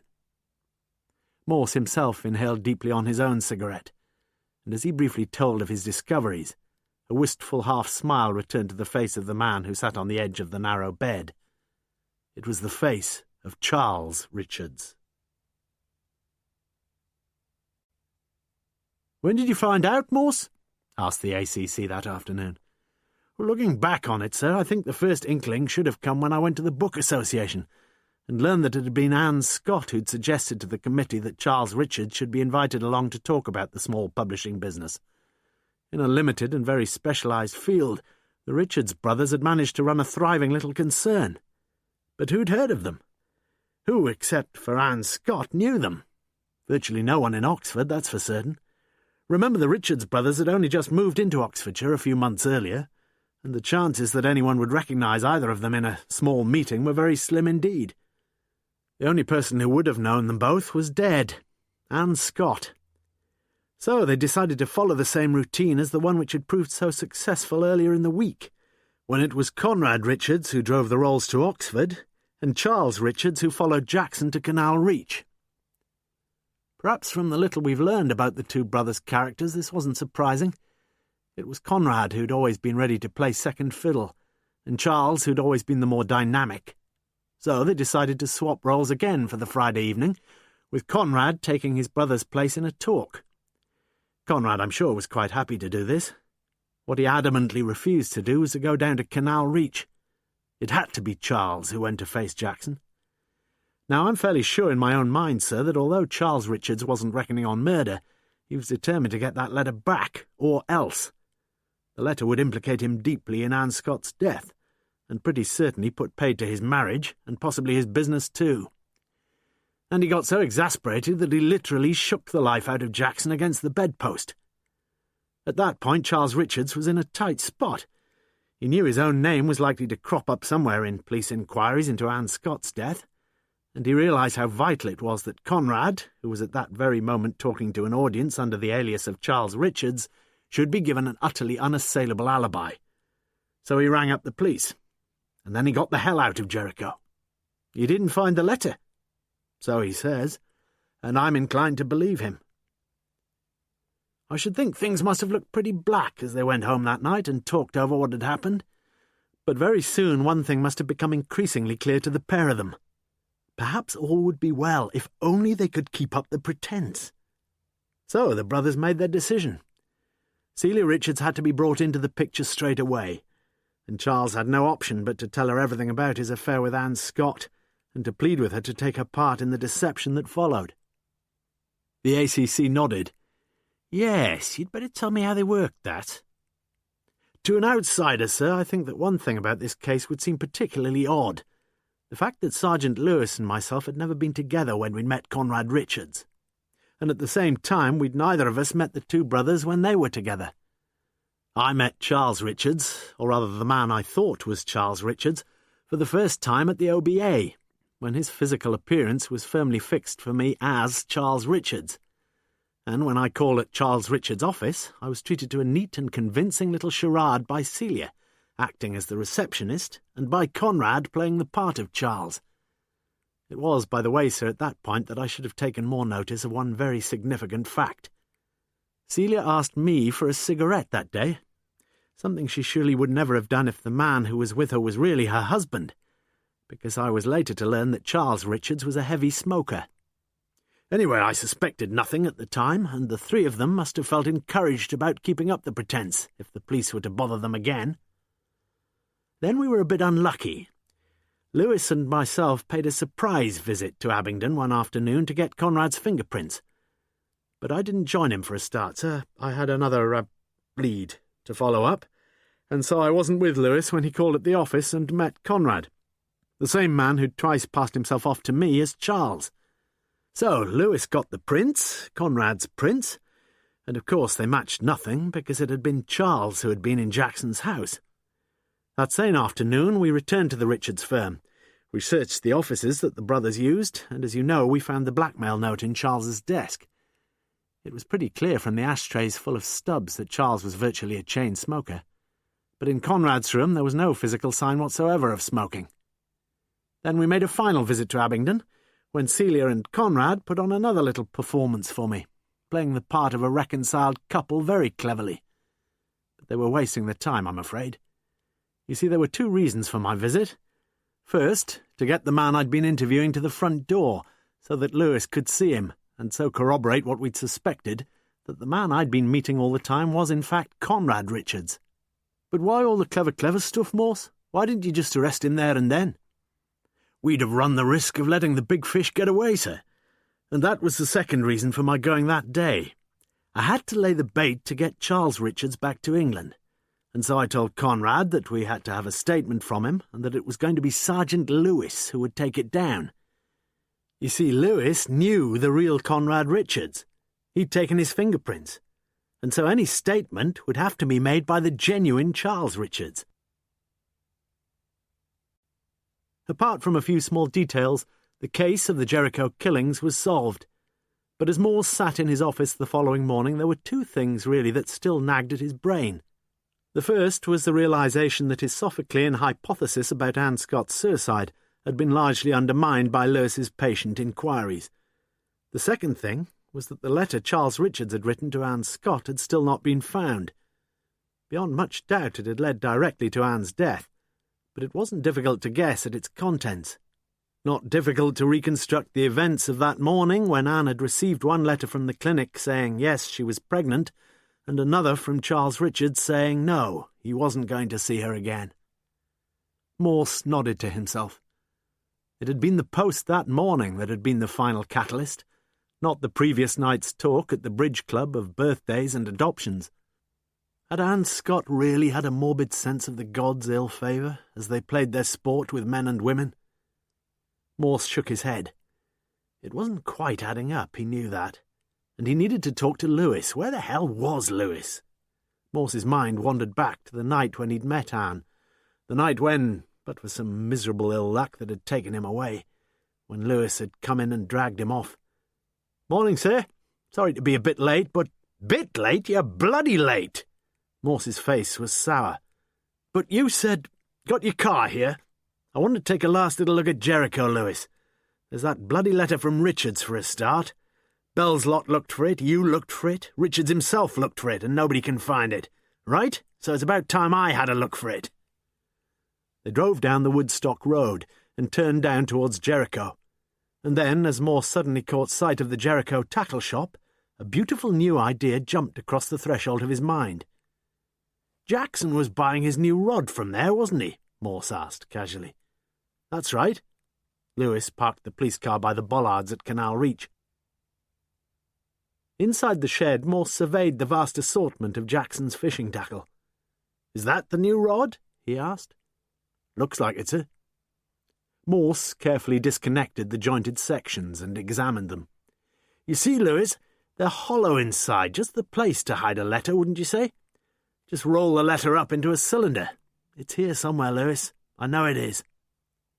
But a quarter of an hour later, he had still found nothing. You've not been much bloody help, he said finally. Never mind, sir. It was a good idea, said Lewis cheerfully. Why don't we nip over the way and have a noggin? Morse looked at his sergeant in a peculiar way. You feeling all right, Lewis? Well, we've solved another case, haven't we? It'll be a little celebration. I don't like these loose ends, though. Forget it, sir. I'll get them in, sir, said Lewis as they walked into the printer's devil. You just sit down and read that. He handed Morse an envelope which had quite clearly been rolled into a tight cylindrical shape. I came here this morning and found it inside the new rod, sir. I hope you'll forgive me for not telling you before, but it's not the letter you were looking for. Lewis walked over to the bar, and Morse sat down and immediately saw the name on the grimy envelope. It was his own. Inside the envelope was a single sheet of writing, together with a further envelope, itself already opened, and addressed Charles Richards. Morse took the single sheet and slowly read it. Dear Inspector Morse, perhaps you will have forgotten me. We met once at a party when you had too much to drink and were very nice to me. I'd hoped you'd get in touch with me, but you didn't. Please be kind to me again now, and deliver the enclosed letter personally and in the strictest confidence. And please don't read it. What I'm going to do is cowardly and selfish, but somehow I just can't go on any more. Anne Scott. Lewis had brought the beer over and was sitting quietly opposite. Morse took out the envelope addressed to Charles Richards. I think I ought to do what she asked me, don't you? He passed the envelope across. Seal it up, Lewis, and see that he gets it straight away, please. Was he doing the right thing? Charles Richards would find the letter terribly hurtful to read, but then life was hurtful. Morse had just been deeply hurt himself.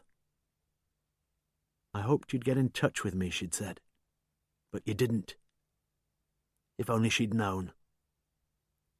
He felt Lewis's hand on his shoulder and heard his kindly words. Don't forget your beer, sir.